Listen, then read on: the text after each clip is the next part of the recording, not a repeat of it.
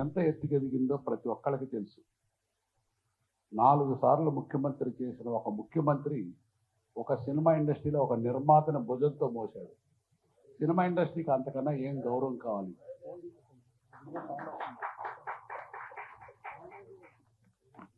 ఒక మనిషిగా పుట్టడం మనిషిగా పుట్టిన వాళ్ళందరికీ సమానం. కానీ ఒక మనిషి పోయిన తర్వాత కూడా కలకాలం గుర్తించుకోవటం ఆ మనిషి చేసిన పుణ్యాన్ని బట్టి ఆధారపడి ఉంటుంది. అందులో నాకు తెలిసినంతలో రామారావు, నాగేశ్వరరావు, కృష్ణరాజు, శోభన్ బాబు, ఎస్వి రంగారావు గారు మహామహులు. అందరితో సమకాలికుడు.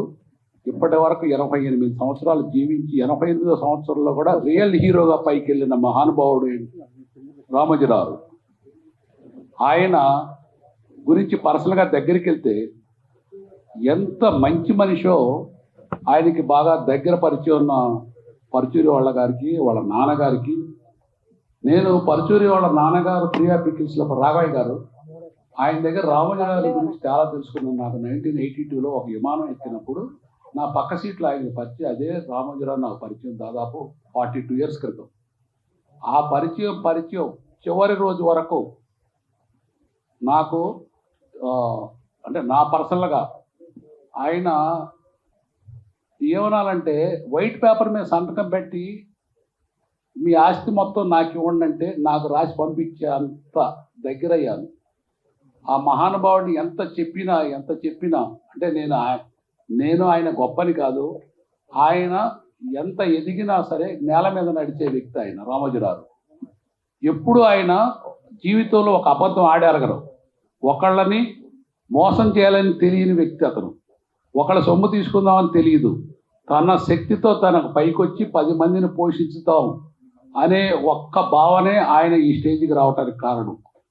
ఆయన డిసిప్లైన్, ఆయన సిన్సియారిటీ, ఆయన ఆనెస్టీ. 1% వచ్చినా చాలు, 1% వచ్చినా సరే మన జీవితంలో నిశ్చింతగా బతకగలం. అట్లాంటి మహానుభావుల్ని ఆదర్శంగా తీసుకోవటంలో సినిమా ఇండస్ట్రీకి ఆయన ఈనాడు పేపర్ ఉండనివ్వండి, Ramoji films, Priya pickles, shipping units చాలా ఉన్నాయి ఆయనకి. మనకు తెలియని యూనిట్స్ కూడా చాలా ఉన్నాయి ఆయనకి. అయినా సరే మన సినిమా అంటే ఆయనకి ఎంత ప్రాణమో మీ అందరికీ తెలుసు. ఒకసారి చిన్న నిర్మాతలు అందరినీ తీసుకెళ్తే ఆయన దగ్గరుండి ఆయన చేతితో వడ్డించి మీకేం కావాలని ఆప్యాయత పలకరించారు.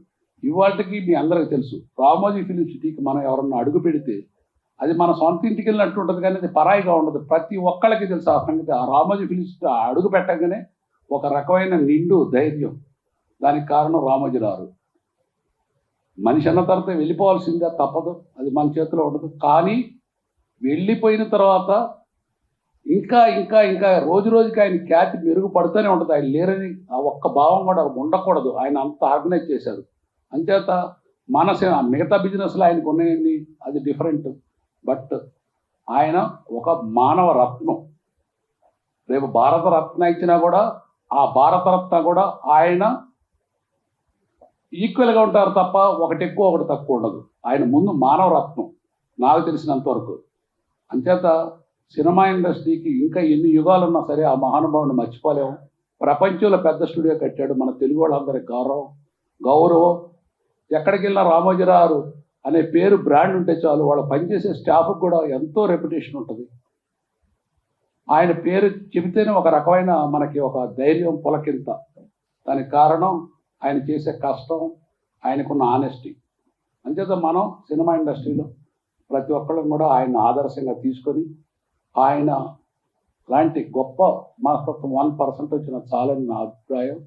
అంచేత దయచేసి ఆ మహానుభావుడిని నించొని ఒక 2 నిమిషాలు అందరూ స్మరించుకుందామని నా విజ్ఞప్తి. రామోజీరావు గారు ఫైనల్గా ఆయన లేరు.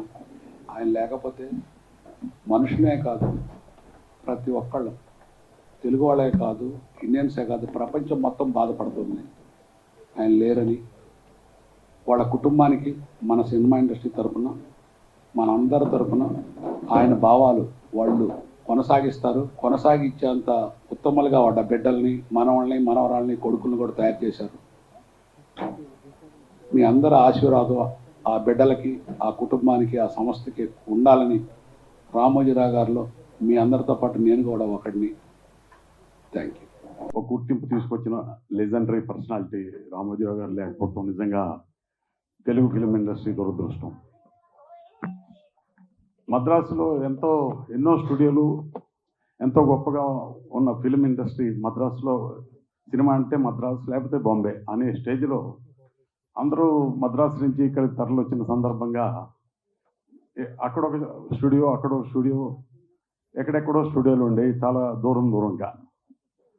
అలాంటి అందులో కొన్ని మూసేశారు కూడా, ఇప్పుడు కొన్ని గవర్నమెంట్ ఇచ్చినవి కూడా మూసేశారు. అటువంటి స్టేజ్లో సినిమా అంటే పెద్ద గొప్పగా అంత డీప్ అవగాహన లేకపోయినా సినిమాల గురించి, సినిమా ఇండస్ట్రీలో వచ్చే లాభాల గురించి, చాలా లాభాలు వస్తేనే చేసే ఈ ఇండస్ట్రీలో ఆయన ఇవన్నీ ఆలోచించకుండా రామోజీ ఫిల్మ్ సిటీని 96లో స్థాపించినప్పుడు అంత పెద్దదా 1600 ఎకరాలు సుమారుగా, అది అంత పెద్దది ఆయన నిర్మిస్తున్నాడు, ఏంటి దాంట్లో ఉంది అని అందరూ ఆశ్చర్యపోయారు. ఇండస్ట్రీ అందరినీ ఆయన అంతా రెడీ అయిన తర్వాత ఇన్వైట్ చేశారు. ఇదే ప్రొడ్యూసర్స్ కౌన్సిల్కి ఆయన కబురు చేసి ప్రొడ్యూసర్స్ కౌన్సిల్ నుంచి అందరిని ఇన్వైట్ చేశారు. సితారా హోటల్లో కూర్చోబెట్టి అన్నీ చూపించిన తర్వాత అడిగారు, ఎలా ఉంది మా స్టూడియో అని. నిజంగా మద్రాసు నుంచి వచ్చిన వాళ్ళందరూ ఆశ్చర్యపోయారు అది చూసిన తర్వాత. ఇంత గొప్పగా అంటే ఒక సిటీ ఉంది, ఒక రాజప్రసాదం ఉంది, హైకోర్టు ఉంది, పల్లెటూరు ఉంది, కోనసీమ ఉంది, మొత్తం ఎంటైర్ ఒక సినిమాకి కావాల్సిన ప్రతిదీ అక్కడ క్రియేట్ చేశారు. అక్కడ సినిమా చేస్తే మనం ఎక్కడికి అవుట్డోర్కి వెళ్ళక్కర్లేదు న్యాయంగా. చాలామంది అవుట్డోర్కి వెళ్తారు కానీ అన్ని ఫెసిలిటీస్ అక్కడే ఉన్నాయి, అక్కడే చేయొచ్చు, అక్కడే సినిమా బయటికి తీసుకోవచ్చు. అటువంటి స్టూడియోని చూసి అందరూ స్టన్ అయిపోయారు. అందరినీ ఆయన పేరుని అడిగారు, ఎలా ఉంది, మీ అభిప్రాయం ఏంటి, అలా నన్ను కూడా అడిగారు. బహుశా నేను అప్పుడు ఇక్కడ సెక్రటరీ అనుకుంటా. అడిగితే రామోజీరావు గారు చాలా అప్పటికి నేను అమెరికాలో కొన్ని స్టూడియోలు చూశాను, యూనివర్సల్ స్టూడియో కానీ కొన్ని స్టూడియోలు చూసి అవి అంత గొప్పగా ఉన్నాయని ఆశ్చర్యపోయిన రోజులు. అటువంటిది నేను ఇది చూసిన తర్వాత ఇంకా ఎక్కువ ఆశ్చర్యపోయా. చాలా గొప్పగా ఉంది రామోజీరావు గారు. నెక్స్ట్ జనరేషన్స్ ఈ ఫిల్మ్ ఇండస్ట్రీ ఉన్నంతకాలం ఈ జనరేషన్స్ టుగెదర్ మీ దాంట్లో షూటింగ్ చేయాలి, అంత గొప్పగా ఉంది, అన్ని ఫెసిలిటీస్ మీరు కల్పించారు, చాలా నిజంగా మీకు అభినందనలు తెలుపుతున్నాను ఇండస్ట్రీ తరఫున అని చెప్పంటే భుజం మీద తట్టి ఒక చిన్న నవ్వు నవ్వారు. చాలా సింపుల్ అన్నట్టుగానే నవ్వారు. నిజంగా చూస్తే ఆ తర్వాత బాహుబలి లాంటి సినిమా తీయాలంటే అటువంటి స్టూడియో కాబట్టి వీలైంది. అలాంటి సినిమాలు అనేక గొప్ప సినిమాలు అక్కడ తయారైనాయి. ఆయన కూడా అంతకన్నా ఎక్కువ గొప్ప సినిమాలు తయారు చేశారు. అటువంటి రామోజీ గారు ఈ రోజు లేకపోవటం నిజంగా ఫిలిం ఇండస్ట్రీ దురదృష్టం. అయితే ఆయనకు ఒక గొప్ప ఆనందకరమైన రోజు ఏంటంటే అక్కడ ప్రభుత్వాలు మారటం, ఆంధ్రప్రదేశ్ ప్రజలు చాలా గొప్పగా సంతోషించే రోజు. అలాగే ఆయన సంతోషించి కన్నుమూసుంటారని నేను అనుకుంటున్నాను. ఆ రోజు ఆయనకి అటువంటి శుభవార్త తెలిసి ఆయనకి చాలు నా పోరాటం. నిజంగా అందరికన్నా ఎక్కువ, ప్రజలందరికన్నా కూడా ఎక్కువ పోరాటం చేసిన ఆయనే, ప్రజల్లో చైతన్యవంతం తీసుకొచ్చింది ఆయనే. అటువంటి రామోజీరావు గారు ఆ మంచి వార్త విన్న తర్వాత సెలవు తీసుకోవటం నిజంగా కాకతాళీయమైన దురదృష్టం, అందరూ విచారించదగ్గ విషయం. ఆయనకి, ఆయన కుటుంబానికి అందరికీ సానుభూతి తెలుపుతూ సెలవు తీసుకుంటాం. Thank you. రామోజీరావు గారితో మాకు 2 రకాల అనుబంధాలు. ఇందాక చదలవాడి శ్రీనివాస్ గారు చెప్పినట్టుగా మేము రామోజీరావు గారి సినిమా మౌన పోరాటం రాసింది 1989లో. కానీ మా అమ్మగారు, నాన్నగారు ఇద్దరు ప్రియా పచ్చళ్ళ కంపెనీలో వాళ్ళిద్దరూ పనిచేసేవారండి. ఇప్పుడు మీరు తింటున్న ప్రియా పచ్చళ్ళన్నీ మా అమ్మగారిదే మొత్తం, అదంతా కూడా. ఆవిడ ఏ కిలోకి ఏదేది వేయాలి అనేది అలా కాగితం మీద రాసిచ్చి ఎప్పటికీ కూడా ఆ పచ్చళ్ళలో మా అమ్మగారిదే నడుస్తుంది. కాబట్టి ముందు అనుబంధం మా అమ్మగారి, నాన్నగారు. మేము మౌన పోరాటం దాకా వారితో కలిసి పనిచేయలేకపోయేవాడిని. ఎందుకంటే మీకు తెలుసు 1982-83లో సక్సెస్లు వచ్చిన తర్వాత విపరీతమైనటువంటి ఒత్తిడి, సంవత్సరానికి 20-30 సినిమాలు. ఆయనకి అలా కుదరదండి. ఆయనకి రావాలి, కూర్చోవాలి, వినాలి, రాయాలి, 1-2 సార్లు రాసి బైండ్ ఇవ్వాలి. అంత ఇచ్చే పరిస్థితి లేని సమయంలో అలా. కానీ ఈ మౌన పోరాటానికి మాత్రం అంటే అద్భుతమైన సినిమా అంతకు ముందే తీశాడండి ఆయన. ప్రపంచం అంతా ఒకసారి నిస్తేజం అయిపోయిన సినిమా ప్రతిఘటన. అసలు ఆ సినిమాతోనే సినిమా అంటే కేవలం వినోదం కాదు,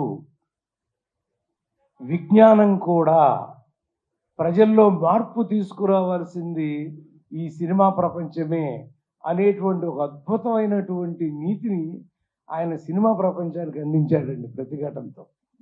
ఆ తర్వాత ఎవరో ఒక అమ్మాయి, ఆవిడ చిన్న అన్యాయానికి గురైతే మౌన పోరాటం చేసి ఆ అమ్మాయి గెలిచినటువంటి ఒక పేర అది చూసి మోహన్ గాంధీ గారిని దర్శకుడిగా పెట్టి మమ్మల్ని పిలిపించి, ఇది మీరు రాయాలి, ఆర్డర్ వేయండి అంటే, సార్ ఎంత ఉంది మాకు తెలియదు, ఇది ఎంత ఉన్నా అది వాళ్ళ హృదయాల్లోకి వెళ్ళిపోయేలాగా తయారు చేయాలి అన్నప్పుడు ఆ మౌన పోరాటం సినిమా మీలో చాలామంది చూసి ఉంటారు.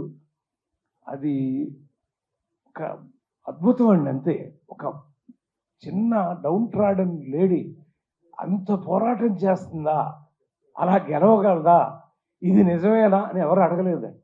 అది నిజమే అని నమ్మారండి. అలా ఆ చివరిలో కాసేపు తడబడ్డామండి. వాళ్ళిద్దరిని కలిపిన తర్వాత నా బిడ్డని అతను ఒప్పుకున్నాక ఆ భార్యాభర్తలతో కలిపి ముగిద్దామండి అంటే ఆయన ఒప్పుకోలే. క్వశ్చన్ లేదు, ఆయన వెళ్ళిపోవాలంటే ఆ పాపను తీసుకుని ఆయన వెళ్ళిపోతా ఆ లాస్ట్ షాట్ వేయించాడు. ఆ తర్వాత ఇంకా 4-5 సినిమాలు రాసామండి. బట్ ఈ సినిమా అనేది మౌన పోరాటం మాకు జీవితంలో అంటే, నీ వెనకాల ఏమున్నాయి సినిమాలు అంటే, మనం ఈనాడు ఒకటి, మౌన పోరాటం ఒకటి, ఇట్లా మేము రాసిన 400 సినిమాల్లో 10 సినిమాలు చెప్పుకోగలమండి. ఎందుకంటే ప్రపంచం మొత్తం కూడా దాన్ని మెచ్చింది. అలాంటి సినిమాల్లో 2 వారి దగ్గర వచ్చినాయి. అంచేత పత్రికా ప్రపంచం అండి ముందు. నాక్షర అక్షర, క్షరము లేనిది అక్షరము అంటే నాశనము లేనిది అక్షరం. ఆయన అక్షర యోధుడు. అక్కడ పెట్టుకుంటున్నాం మనం హెడ్డింగ్ లైన్ని. అక్షరాన్ని ఆయుధంగా చేసి, అక్షరం బాణంగా వెళ్ళి కొట్టడం ఏంటండి? అసలు ఎవరైనా కొట్టగలరా? ఆ ధైర్యం ఉండాలిగా ముందు. నేనేమైపోతానో, నా పేపర్ ఏమైపోతుందన్న భయం ఉంటుందిగా. అవేమీ కూడా లేకుండా ఒక అద్భుతంగా పత్రికా ప్రపంచంలో ఈనాడు అనేది వచ్చిన తర్వాత వచ్చినటువంటి సంచలనమైన మార్పు మిగతా పత్రికల్లో కూడా అప్పుడు చాలా ఉండేయండి. ఆంధ్రపత్రిక, ఆంధ్రజ్యోతి, విశాలాంధ్ర, ఇలా మాకు చాలా ఉండేవి మా పత్రికలు. కానీ గవిక్కిరి అరే పేపర్ చూసావా ఇదంటే ఏమనేవారు తెలుసా అండి? ఈనాడులో పడిందా అని అడిగేవారు. అంటే ఈనాడులో ఉంటే నమ్మండి అని. ఎంత విశ్వాసాన్ని సంపాదించాడు మహానుభావుడు. హ్యాట్స్ ఆఫ్ అండి ఆయన. అలా ఒక పత్రికలో, ఒక టీవీలో వచ్చిన వార్త నిజము అని అంటే ఆ టీవీలో వచ్చిందా, ఆ పత్రికలో వచ్చిందా అని అంత గొప్ప సంపాదించి 88 సంవత్సరాల సుదీర్ఘ జీవితంలో తప్పు అంటే ఏంటో తెలియకుండా, అసత్యము అంటే ఏంటో అర్థం తెలియకుండా నీతి నియమాలతో బ్రతికినటువంటి మహానుభావుడు మాకు భీష్మాచార్యుడు ఆయన. అటువంటి భీష్మాచార్యులు గారికి శిరస్సు వంచి నమస్కరిస్తూ మీ అందరి పక్షాన, మన పత్రికేయ ప్రపంచం పక్షాన, మన సినిమా ప్రపంచం పక్షాన వందనాలు తెలియజేస్తూ సెలవు తీసుకుంటాను. నమస్కారం. తెలుగు ఫిల్మ్ ఇండస్ట్రీ మరియు 24 క్రాఫ్ట్లు అనగా producers council, movie artist association, writers association, అన్ని అసోసియేషన్లు నిర్వహిస్తున్న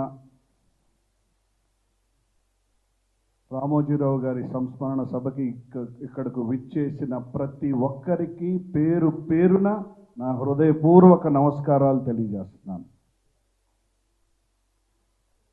రామోజీరావు గారు ఒక వ్యక్తి కాదు, ఒక వ్యవస్థ. అంటే ఈ సమాజాన్ని చైతన్యవంతం చేయటానికి ప్రజల్ని చైతన్యవంతం చేయటానికి అనేక మంది అనేక ఆయుధాలు తీసుకొని ఉంటారు. సినిమా కొంతమంది, నాటకం కొంతమంది, అలాగే పత్రికలు ద్వారా ఇలా రకరకాల ఆయుధాలు తీసుకుంటారు. బహుశా రామోజీరావు గారు ఉన్న ఆయుధాలను అన్నింటినీ ఉపయోగించి ప్రజల్ని చైతన్యవంతం చేశారు. ఎందుకంటే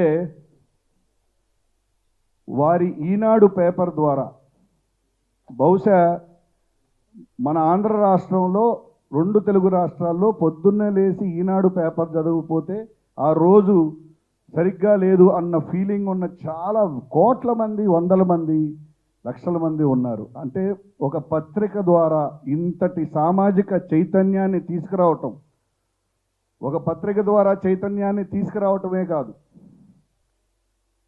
బహుశా 1982, 83లో ఈ రాష్ట్రంలో 2 పార్టీలే ఉండేవి. ఒకటి కాంగ్రెస్ పార్టీ, 2 కమ్యూనిస్ట్ పార్టీలు. కమ్యూనిస్ట్ పార్టీలు ఎందుకన్నానంటే రామోజీరావు గారు మొట్టమొదటిసారిగా ఒక పేపర్ పెడదాము, ఒక ఇది చేద్దాము అంటూ వారు పనిచేసింది వామపక్ష పార్టీలు ఉన్న విశాలాంధ్ర పేపర్లో చేస్తూ అక్కడున్న చెట్టీశ్వరరావు గారిని సలహాలు తీసుకొని అక్కడి నుంచి ఈనాడు పేపర్ మొదలైంది. అంటే నేను ఈ మాట ఎందుకు చెప్పానంటే ఒక రాష్ట్రంలో ఒక కొత్త పార్టీ, ఒక మహానాయకుడు పెట్టిన కొత్త పార్టీ రావటానికి కానీ, ఆ పార్టీ ప్రజల్ని చైతన్యవంతం చేయటానికి కానీ ఇంతటి మార్పుకి కారణమైన మహానుభావుడు రామోజీరావు గారు.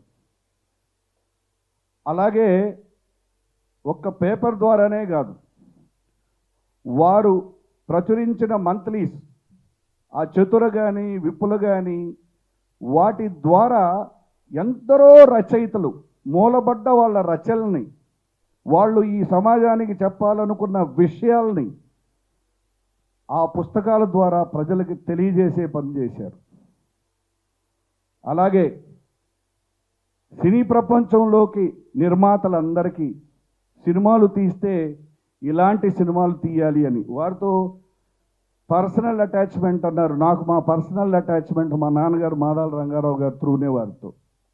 వారు అప్పట్లో సితారా అవార్డ్స్ అని బహుశా అంత భారీగా ఆ సితారా అవార్డ్స్ ఎవరు ఫస్ట్ టైం అలా చేయలేదు. ఆ సితారా అవార్డ్స్లో యువతరం కదిలింది అనే చిత్రానికి this is a real trend setter అని మాదాల రంగారావు గారు వారు మాట్లాడుకున్న మాటల్ని మా నాన్నగారు నాకు చెప్పారు. అప్పుడు చెప్పారు వారు ఎంత సామాజిక స్పృహ ఉన్న వ్యక్తి, ఎంత గొప్ప వ్యక్తి. అలాగే మా బాబాయ్ టి కృష్ణ గారు వారి సినిమా ప్రతిఘటనను డైరెక్ట్ చేశారు. వారితో ఆ టైంలో వారి ఆరోగ్య పరిస్థితులకి వారికి ఎంత సహకారంగా ఉండి వారి నిజంగా ఎలా చైతన్యవంతం చేశారు, ఒక రియల్ ఎపిసోడ్ని వారికి చెప్పి ఎంత గొప్పగా వారి చేత తీయించారు, ఎంత గొప్ప వ్యక్తి అని అనేక మంది ద్వారా మేము వినటం జరిగింది. పర్సనల్గా కలవటాలు చాలాసార్లు జరిగినప్పటికీ వారి గురించి గొప్ప వ్యక్తులు చెప్పిన మాటలు వింటుంటే నిజంగా ఎంతో స్ఫూర్తిదాయకంగా ఉంటుంది. డిసిప్లిన్ కానీ, వారికి ఉన్న డిసిప్లిన్ కానీ, వారికి ఉన్న కమిట్మెంట్ కానీ నిజంగా ఇందాక చదలవాడి శ్రీనివాసరావు గారు మాట్లాడుతూ అన్నారు, వారికి ఉన్న డిసిప్లిన్లో, వారికి ఉన్న కమిట్మెంట్లో, వారికి ఉన్న అన్ని లక్షణాల్లో 1% ఉన్నా కూడా ప్రతి ఒక్కరూ ఎంతో సక్సెస్ఫుల్ అవుతారని. మరి ఇవాళ ఇటువంటి గొప్ప వ్యక్తి వారి సంస్థల ద్వారా ఎందరో వందల వేల మందికి ఉద్యోగాలు ఇచ్చారు. ఎందరో ప్రజా కళాకారుని మా మూవీ ఆర్టిస్ట్ అసోసియేషన్ తరఫు నుంచి ఎందరో గొప్ప నటుల్ని పరిచయం చేశారు, ఎందరికో అవకాశాలు ఇచ్చారు. మరి ఇటువంటి గొప్ప వ్యక్తికి మరణం అనేది ఉండదు. ఎందుకంటే ఇటువంటి వ్యక్తులు ప్రజల గుండెల్లో వారు చేసిన పనుల ద్వారా ఎప్పుడూ బ్రతికే ఉంటారు. అందుకని ఇలాంటి గొప్ప వ్యక్తికి, ఒక లెజెండరీ పర్సన్కి ముందుగా మూవీ ఆర్టిస్ట్ అసోసియేషన్ తరఫు నుంచి, మా సభ్యులందరి తరఫు నుంచి మా ఆఫీస్ బేరర్స్ అందరి తరఫు నుంచి మేము వారి కుటుంబానికి, వారి మిత్రులందరికీ మా ప్రగాఢ సానుభూతిని, సంతాపాన్ని తెలియజేయటమే కాకుండా మా ప్రజానాట్య మండలి తరఫు నుంచి కూడా జోహార్లు రామోజీరావు గారికి తెలియజేస్తున్నాను. పెద్దలందరికీ నమస్కారం.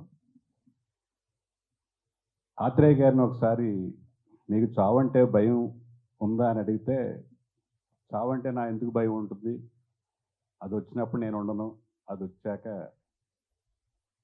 వచ్చినప్పుడు నేను ఉండను, అది వచ్చిన తర్వాత భయం ఎందుకు ఉంటుంది అన్న లెవెల్లో ఆయన చెప్పారు. అదే మళ్ళీ నేను ఉన్నప్పుడే నేను ఉన్నప్పుడు అది రాదు, అది వచ్చాక నేను ఉండను.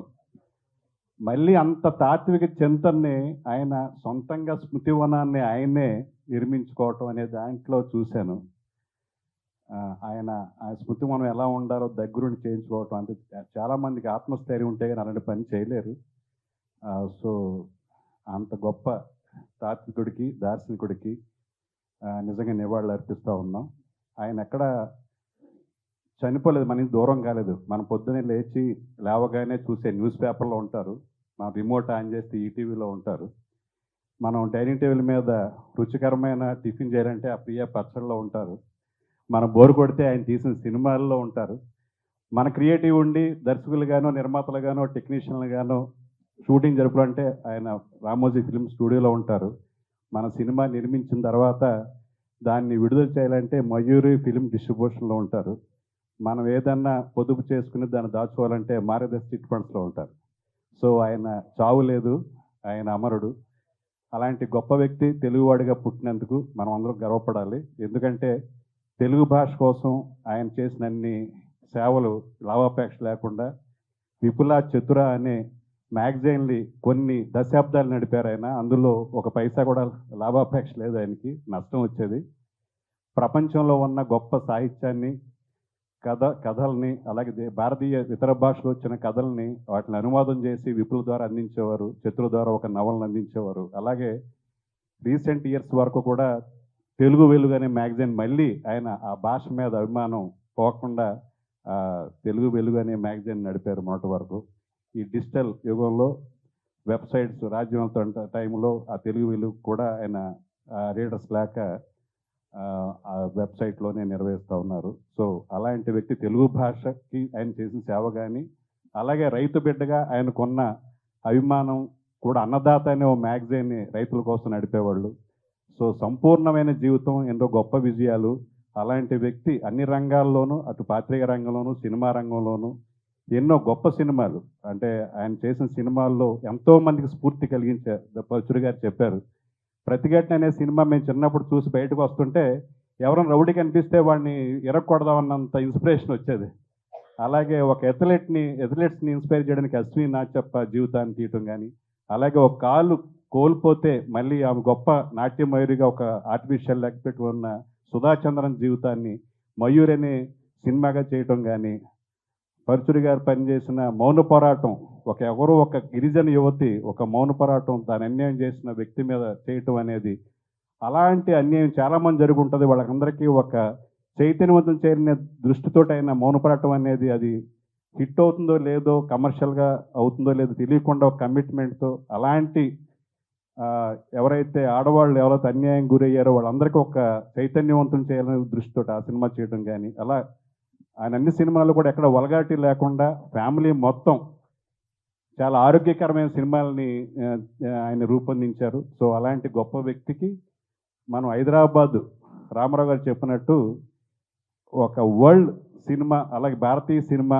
మళ్ళీ మద్రాసు, ముంబై కాకుండా హైదరాబాద్ని ఒక సెంటర్ చేశారు.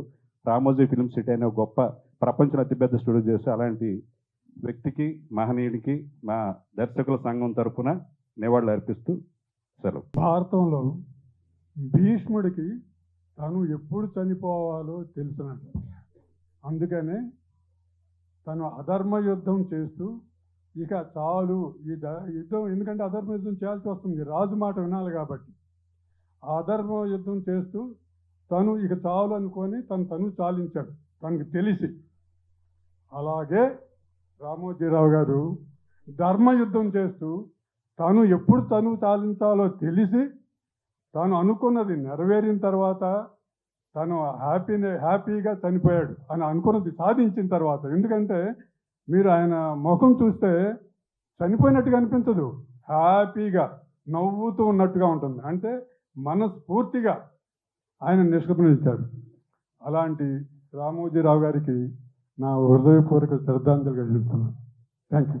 రామోజీరావు గారి గురించి నేను చెప్పడానికి అర్హుండండి. ఎందుకంటే ఆయన ఫుడ్ తిన్నా, నేను ఉషా గారి మూవీస్లో వర్క్ చేసి ఉన్నానండి. గవర్నమెంట్ శాలరీ 1-2 తారీఖులు వస్తో తెలియదు కదండి. మేము వర్క్ చేసేటప్పుడు 1st తారీఖు మాకు చెక్లు వచ్చేసాయండి. తర్వాత చాలామందికి కొన్ని విషయాలు తెలియదండి. మనం ట్యాక్స్ కట్టాలి, ఐటీ రిటర్న్స్ ఉంటాయి, ఇవన్నీ ఇండస్ట్రీకి పరిచయం చేసిన వ్యక్తి ఆయనేనండి. మీకున్న దానిలో కొంచెమైనా దాచుకోండి, ఫర్దర్గా అది ఉపయోగపడుతుంది, దీన్ని కట్టడం వల్ల చాలా ఉపయోగాలు అని చెప్పిన వ్యక్తి ఆయనేనండి. అంతేకాదు, మనం లేచిన దగ్గర నుంచి ఏ సినిమా జరగాలన్నా ప్రతి ఒక్కరు, నేను ఆల్మోస్ట్ ఒక 15 సినిమాలు చేశానండి. అసిస్టెంట్గా, అసోసియేట్గా కూడా, ఇట్లా డైరెక్టర్గా కూడా చేశాను. నా ప్రతి సినిమా ఫిల్మ్ సిటీలోనే జరిగిందండి. ఇక్కడున్న ప్రతి దర్శకుడు నాకు తెలిసి 99% అతిశయోక్తి కాదు, ప్రతి వాళ్ళు ఫిల్మ్ సిటీలో చేసిన వాళ్ళే. అలాంటి వ్యక్తి మన మధ్య లేరు అనండి. ఎందుకంటే ఇందాకే వీరశంకర్ గారు చెప్పారు, మన ప్రతి కదలికలోనూ, సినిమా ఇండస్ట్రీ ప్రతి కదలికలోనూ ఆయన ఉంటారండి. ఒక మనిషి ఎదగడానికి ఊర్లో గొప్ప అనిపించుకుంటాడు, మండలంలో గొప్ప అనిపించుకుంటాడు, జిల్లాలో అనుకుంటాడు, లేకపోతే రాష్ట్రం అనిపించుకుంటాడు. దేశం గర్వించదగ్గ వ్యక్తి అండి ఈయన.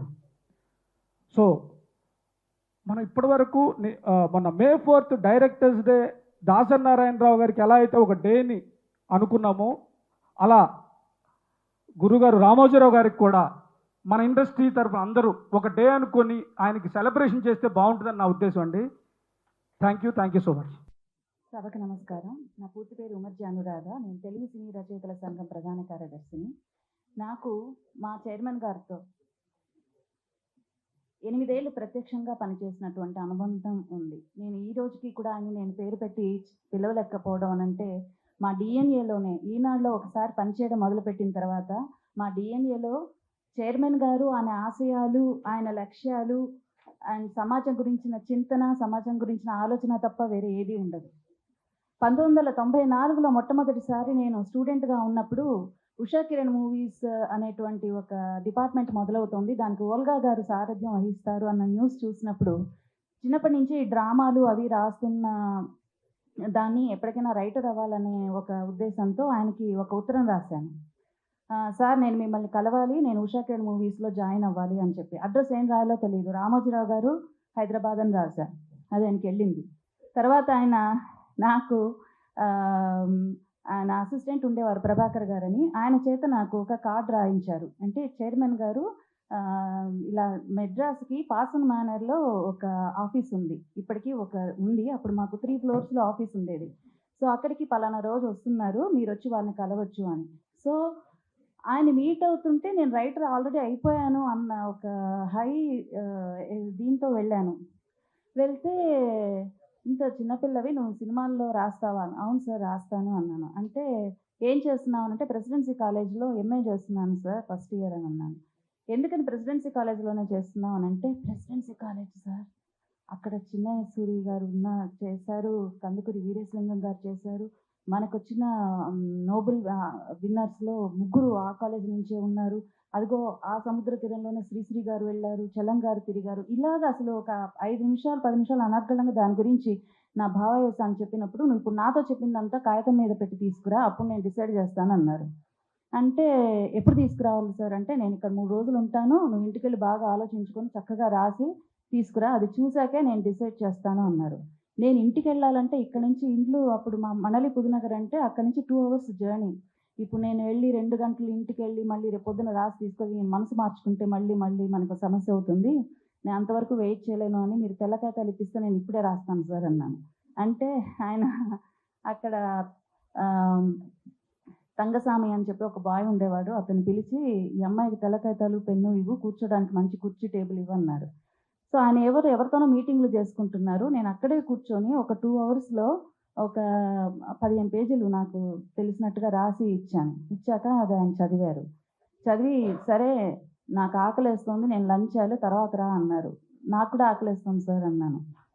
అంటే ఆయన ఒకసారి ఎగదిగా చూసి, సరేనని పెరుగన్నం ఆవకాయ ఆయనతో పాటు కలిసి, అంటే అప్పుడు విలువ తెలియదండి, ఇప్పుడు అవన్నీ తలుచుకుంటే నా అదృష్టం. ఆయన ఆయన ఆయన గురించి తెలిసి కొద్దీ ఆయనతో గడిపిన క్షణాలన్నీ విలువైన జ్ఞాపకాలుగా మారిపోతున్నాయి. అలా ఆయనతో కలిసి ఆవకాయ, పెరుగన్నం తిన్నాను. తిన్న వెంటనే ఆయన అన్నారు, "అమ్మా నువ్వు రాసింది చదివాను బావుంది. అయితే నీలో ఆవేశం నీ ఇదంతా చూస్తూ ఉంటే నువ్వు జర్నలిజంకి బాగా పనికొస్తావు. ఒక తండ్రిలా చెప్తున్నాను. నువ్వు ఏం చేస్తావు అంటే మనకి ఈనాడు ఆఫీస్ ఉంది. కంట్రిబ్యూటర్‌గా జాయిన్ అవ్వు" అన్నారు. అంటే ఎప్పటి నుంచి జాయిన్ అవ్వను సార్ అన్నా. అని సార్ అందులో బాగా మరి రైటర్ సార్ అనంటే నా చేత నువ్వు అనిపించు. నువ్వు రైటర్ అవుతావు అని నా చేత అనిపించు. నీకు ఒక అవకాశం ఇచ్చాను కదా! నువ్వు పని చేయి అన్నారు. ఇంకా మర్నాటే ఆఫీస్‌కి వెళ్ళిపోయి అక్కడ కంట్రిబ్యూటర్‌గా జాయిన్ ఎప్పటికప్పుడు ఏంటంటే చైర్మన్ గారు తనంతట తాను "అనురాధ నువ్వు చాలా పెద్ద రచయిత్రివి నువ్వు రా" అని అంటారని నాకు ఒక ఆవేశం. ఆయన ఏంటంటే అప్పట్లో ఆయన స్వహస్తాలతో బాగున్న ఆర్టికల్స్‌కి గుడ్ అని కామెంట్ రాసేవారు. సో, ఆ గుడ్ కామెంట్లు ఎన్నొస్తే అంత త్వరగా ఆయన నన్ను కన్సిడర్ చేస్తారు అని ఇంకా బాగా కష్టపడి పని చేస్తే ఆఖరికి ఒక నెలలో 78 గుడ్ కామెంట్‌లొచ్చాయి. 78 గుడ్ కామెంట్‌లొచ్చేసరికి అప్పుడు నాగేంద్ర గారని నాకు అప్పుడు బాస్ అక్కడ స్టాఫ్ రిపోర్టర్ అండ్ మేనేజర్ గారు కృష్ణమూర్తి గారు. సో, కృష్ణమూర్తి గారు "ఉమర్జీ నీతో మాట్లాడాలి. సాయంత్రం ఆఫీస్ అయిపోగానే నా ఛాంబర్‌కి రా" అన్నారు. నేను ఇంకా ఊహించుకున్నాను. ఓహో! చైర్మన్ గారు ఫోన్ చేసుంటారు ఆల్రెడీ. ఎస్టీడీ చేసేసుంటారు. నన్ను ఇంక రేపటి నుంచి ఉషా అకాడమీస్‌కి వెళ్ళిపోతాను అని ఊహించి వెళ్ళి "చైర్మన్ గారు కాల్ చేశారా సార్" అని అడిగితే, "అదేం లేదు. చైర్మన్ గారు నీకు 78 గుడ్ కామెంట్‌లు వచ్చినందుకు ఇన్సెంటివ్ ఇమ్మన్నారు" అని చెప్పి ఒక రూ. 2000 ఇచ్చారు. ఇది దగా మోసం. నేను ఎక్కువ గుడ్ కామెంట్‌లు ఇస్తాను. ఉషా కిరణ్ తీసుకుంటారనుకున్నాను అనుకుని అప్పటినుంచి ఒక 1 ఇయర్ అయ్యేసరికి స్టాఫ్ రిపోర్టర్‌గా తీసుకుంటామన్నారు. ఆ జాబ్ వాల్యూ నాకప్పుడు తెలీదు. నేను రైటర్ అవ్వాలనుకుంటే మళ్ళీ నన్ను జర్నలిస్ట్‌గా తీసుకుంటారు. స్టాఫ్ రిపోర్టర్ అంటే ఏంటి సార్ అని అడిగా. "లేదు you will be a permanent employee of Eenadu" అని అన్నారు. అంటే సరే ముందు చేరిపోదాం. అప్పుడు నాకు తెలిసింది ఏంటంటే 3 నెలలకోసారి చైర్మన్ గారే డైరెక్ట్‌గా మీటింగ్స్ ఉంటాయి. సో, ఇందులో ముందు జాబ్‌లో చేరిపోయి 3 నెలల తర్వాత చైర్మన్ గారితో డైరెక్ట్ మీటింగ్ ఉన్నప్పుడు అప్పుడు కాళ్ళ వేళ్ళ పడిపోయి ఎలాగైనా సరే ఉషా కిరణ్‌కి వెళ్ళిపోదాము అని ఆశయం. సరే అని చేరిపోయాను. కానీ చేరిన తర్వాత నాకు అర్థమైంది ఏంటంటే I was the first employee who has been taken without journalism. అది నాకు తెలీదు. నేను అది సాధించానని కూడా నాకు తెలీదప్పుడు. 3 నెలల తర్వాత ఆయన్ని ఫస్ట్ నేను మీట్ అవుతున్నప్పుడు తిరుపతిలో first meeting was a very memorable meeting. ఆయన చూడగానే ఆయనకి తెలిసింది. ఆయన ఏంటంటే మనల్ని చూడగానే మన మనసులో మనం ఏం అడగాలనుకుంటున్నాం అనేది ఆయనకు అర్థమైపోతుంది. సో, మన క్వెషన్ వేయకుండానే ఆయన ఆన్సర్ చెప్తారు. నేను వెళ్ళి ఇలా నిలబడి ఎప్పుడెప్పుడు అడుగుదామా, ఒక గ్యాప్ దొరికితే అడుగుదామని చూస్తూ ఉంటే, "ఉమర్జీ నువ్వు జర్నలిస్ట్‌గా చాలా పైకొస్తావు. నన్ను నమ్ము. ఇంక పిచ్చి పిచ్చి ఆలోచనలు బుర్రలోంచి తీసేయి.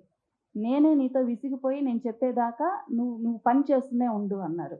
అనేసరికి ఈయనకి అర్థమైపోయిందండి. అక్కడి నుంచి సార్ 125 మంది పొలిటికల్ రిపోర్టర్స్ ఉంటే నేనున్న టైంలో నేనొక్కదాన్నే అమ్మాయిని ఈనాడులో.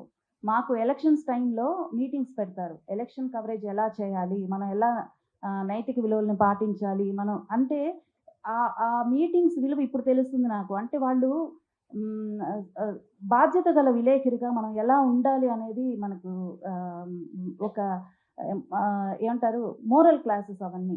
అలాంటి క్లాసులు కండక్ట్ చేసినప్పుడు 125 మంది అబ్బాయిల మధ్య నేనొక్కదాన్ని అమ్మాయిని. నాకు చైర్మన్ గారికి మన మీద అభిమానం ఉంది అనేది నాకు అర్థమైన తర్వాత ఈ బ్యాక్ బెంచ్ స్టూడెంట్‌లా తయారవ్వడం మొదలుపెట్టా. అంటే అప్పుడు మా ఎండీ గారు రమేష్ బాబు గారు, వారు లేరిప్పుడు.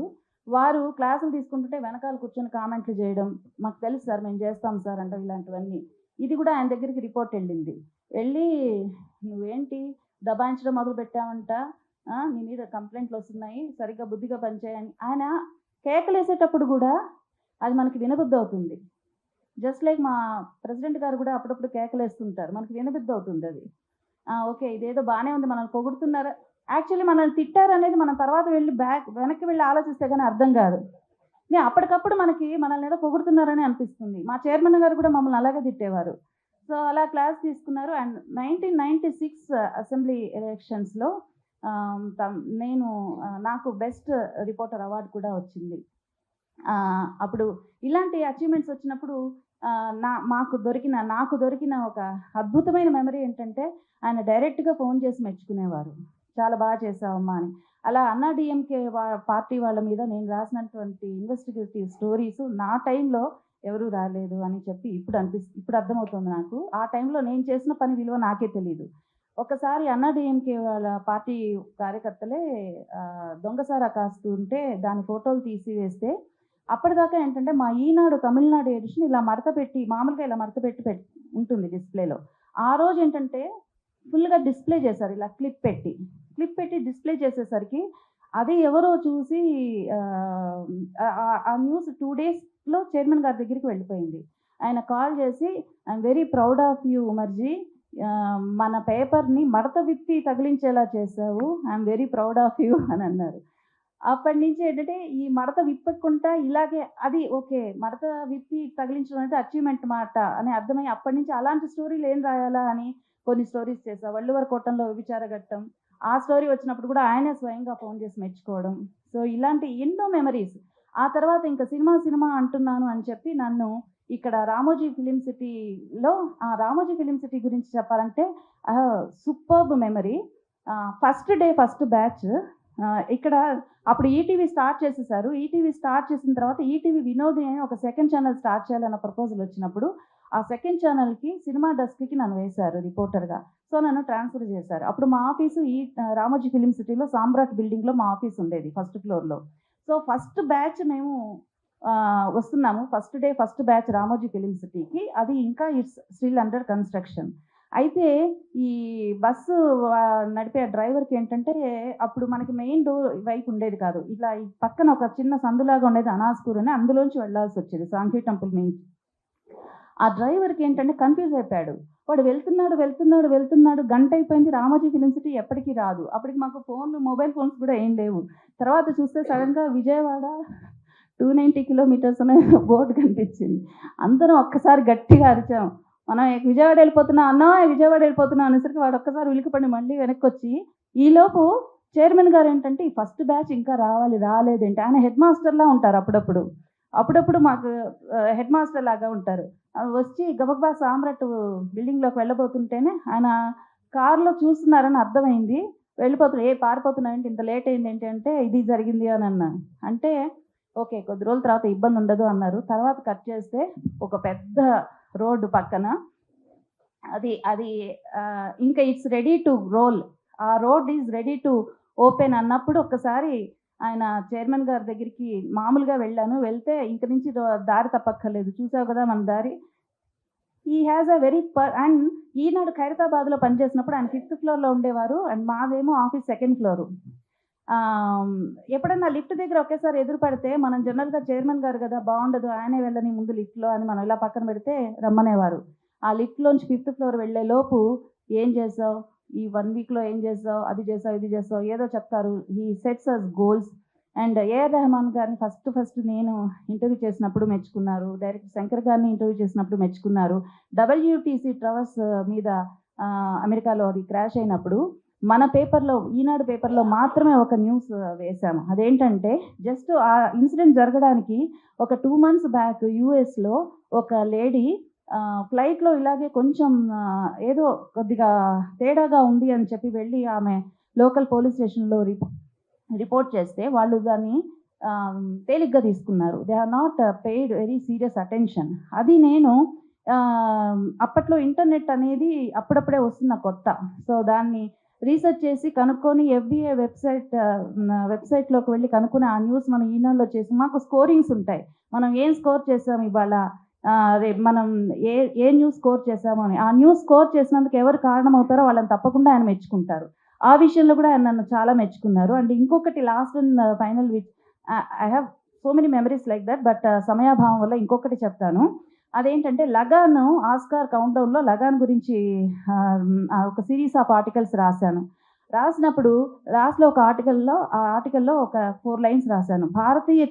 భారతీయ కథల్ని కూడా హాలీవుడ్ సినిమా చిత్రాల్లో ఉన్నటువంటి ఆధునికతని కనుక జోడిస్తే మనకి తప్పకుండా మన సినిమాలకు కూడా ఆస్కార్ వస్తుంది అని చెప్పి అది రాసినప్పుడు ఆయన ప్రత్యేకంగా నన్ను ఛాంబర్కి పిలిచి నాకు ఒక 10,000 రూపీస్ ఆయన పర్సనల్గా గిఫ్ట్ చేసి, నువ్వు దర్శించావు, you have the talent of visualizing thing, this will happen very soon. Very soon this will happen అని అన్నారు. ఆ తర్వాత నేను రైటర్ అవ్వాలి అని చెప్పి అడిగినప్పుడు మళ్ళీ ఇంకొకసారి ఆలోచించు, నీ జర్నలిజం దీంట్లో you have pioneered so many things, I have achieved so many things. ఇప్పుడు మళ్ళీ రైటింగ్ అనే దగ్గరికి వెళ్తే మళ్ళీ నువ్వు జీరో నుంచి స్టార్ట్ చేయాలి. Maybe you will find a day where you will regret for your decision. అదంతా ఆలోచించు అంటే, లేదు సార్ పర్వాలేదు, I'm ready to start from zero, I'm ready to accept that to not to become anything అని కూడా అంటే అప్పుడు ప్రియాంక సీరియల్ ఇచ్చారు. అండ్ ఇప్పటికీ ఈనాడు ఈజ్ మై ఫ్యామిలీ. అండ్ ఇప్పుడు కూడా నేను ఈనాడులోకి అడుగు పెడితే it's like my family and I'm doing some work for all to them also. And ఇలా ఆయన గురించి చెప్పాల్సి వస్తుంది అని నేను ఎప్పుడు అనుకోలేదు. My deepest condolences to my family. Thank you. అందరికీ నమస్కారం. రామోజీరావు గారు 1981లో మయూరి ఫిలిం డిస్ట్రిబ్యూటర్ దర్శనులు. ఆ సమయంలో కంటిన్యూ అవుతున్న సమయంలో 95, 96 నుంచి మా తెలంగాణ ఏరియాలో, నైజాం ఏరియాలో కొత్త డిస్ట్రిబ్యూటర్స్ వచ్చి కొత్త వ్యాపార విధానాలు మొదలుపెట్టినారు. మినిమం గ్యారంటీ అనే పదం వాడి ఒక సెంటర్లో అంతకుముందు సినిమా ఒక 10 లక్షల షేర్ వచ్చింది అనుకోండి, ఆ నెక్స్ట్ వచ్చే సినిమాకు కూడా 10 లక్షల షేర్ గ్యారంటీ అడిగి ఇబ్బంది పెడుతుండేవారు.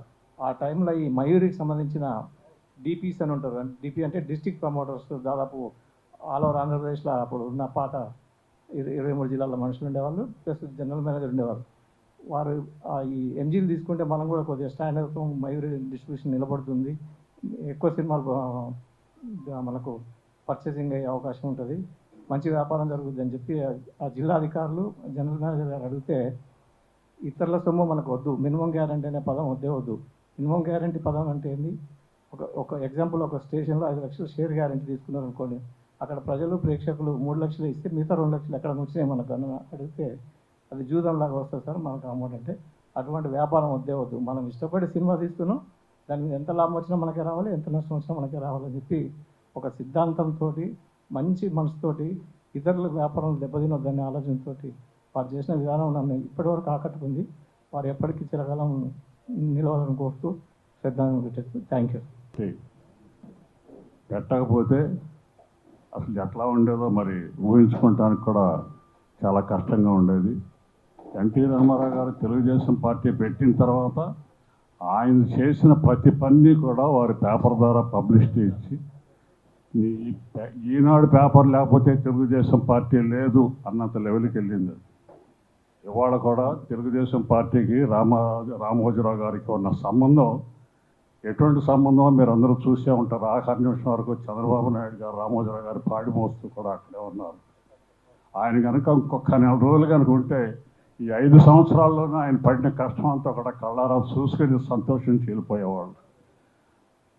ఆయన్ని పెట్టిన ఇబ్బందులు, ఆయన్ని పెట్టిన బాధలు మిగిలిన వాళ్ళందరూ కూడా ఇవాళ మార్గదర్శి మీద చాలామంది ఎన్నో రకాలుగా మాట్లాడారు. ఇవాళ మార్గదర్శి కనుక లేకపోతే ఎన్ని వందల ఫ్యామిలీస్ రిటైర్ అయిపోయిన ఎంప్లాయీస్ అందరూ కూడా అక్కడే డబ్బు దాచుకొని చాలా హ్యాపీగా ఆయన మీద నమ్మకంతో ఉన్నారు.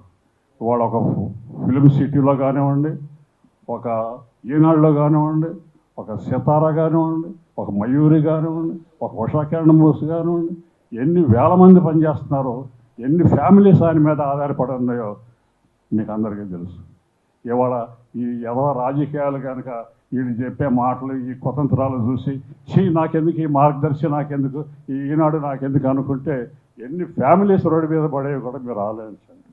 కాబట్టి ఆయనకి ఎంతోమంది, ఎన్నో ఫ్యామిలీస్ ఆయన మీద ఆధారపడి బతుకుతున్నారు. ఆయన లేని లోటు ఎవరు తీర్చలేనిది. వారి ఆత్మకు శాంతి కలగాలని మనస్ఫూర్తిగా కోరుకుంటూ సెలవు తీసుకోండి. రామోజీరావు గారు నాకు ఆయన ఫ్యామిలీ పరంగా తెలుసు, కానీ ఆయనతో నాకు మొదటి పరిచయం అనేది 1991-92 మధ్యలో జరిగింది. ఆయనకు వైజాగ్లో డాల్ఫిన్ హోటల్ అని ఉండేది, అట్లాగే మా ఫ్యామిలీకి అప్సరా హోటల్ అని ఉండేది. సో మా ఫ్యామిలీ తరఫున అప్సరా హోటల్ అప్పుడున్న ఆంధ్రజ్యోతి నేను హ్యాండిల్ చేసేవాడిని అక్కడ వైజాగ్ బ్రాంచ్కి. ఆ టైంలో యూనియన్ ఇష్యూస్ వచ్చినప్పుడు ఆ పర్టికులర్ విషయంలో మాట్లాడదానికి నేను డాల్ఫిన్కి ఆయన వచ్చినప్పుడు 3 రోజులు ఉంటారు అక్కడ. ఉన్నప్పుడు కలెక్టర్ జరిగింది. అది the first meeting I had. అక్కడి నుంచి కూడా దాని తర్వాత ఆయన ఫిల్మ్ సిటీ మొదలు పెడతాం. ఫిల్మ్ సిటీలో ఫస్ట్ సినిమా ఓపెన్ అయినప్పుడు అర్జున్ రాజు గారు ప్రొడ్యూసర్గా ఉన్నప్పుడు మొదలుపెట్టినప్పుడు అట్లా జర్నీ వెంట ఆన్. సరే, అందరికీ ఎక్స్పీరియన్స్ ఉంది, అందరూ ఐ బిన్ ట్రావెల్డ్ ఉమర్జీ చెప్పినట్టు they have to have a long travel. Fourth estate అనేది ఆయన మెయింటైన్ చేసినట్టు ఎవడు మెయింటైన్ చేయలేదండి. Fourth estate is media. So I think maybe he's only one person, at least in Indian this continent. Yellow journalism తావు లేకుండా maintain చేశాడు ఆయన. ఎవరు ఏమనుకున్నారో నాకు తెలియదు. అనుకున్నారు, చాలామంది చాలా అనుకుంటారు. ఆయన కమ్మ అని చెప్పి కమ్మకి చేసిన చాలా దాఖలాలు ఉన్నాయి, ఇది టీడీపీ చెప్పినప్పుడు కానీ ఎన్ని కానీ. But I don't think he was that personality at all. ఆయన సమాజానికి ఏం కావాలి, హ్యూమానిటీకి ఏం చేయాలి, keeping all what do you call that,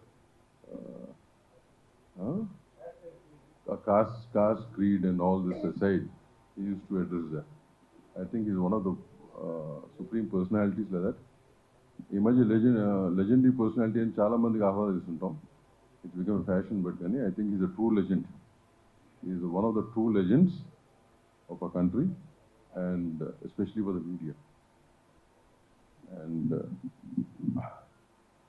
ఎన్నో వ్యాపారాలు, ఎన్నో కుటుంబాలు, ఎవరు చెప్పారు ఇందాక, పునాన్ గారు వీళ్ళందరూ చెప్పారు. I think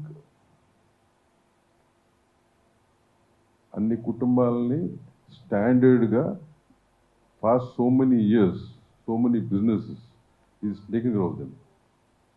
there love will always be with their family.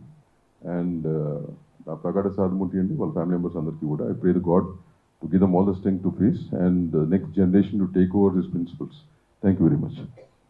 పెద్దవారందరూ మాట్లాడారు, మేము మాట్లాడటానికి లేదు అంత గొప్ప వ్యక్తి గురించి. కానీ నా అదృష్టం వారితో, వారింట్లో నేను ఆర్ఎఫ్సీలో భోంచేసే అవకాశం వారితో, అంటే బాలు గారి బాలు అంకుల్ వల్ల మీ ఇద్దరం వెళ్ళి ఒకరోజు తిన్నాం. ఆ రోజు చాలా ఆయన సలహాలు ఇచ్చారు. This is happened after Aditya 369.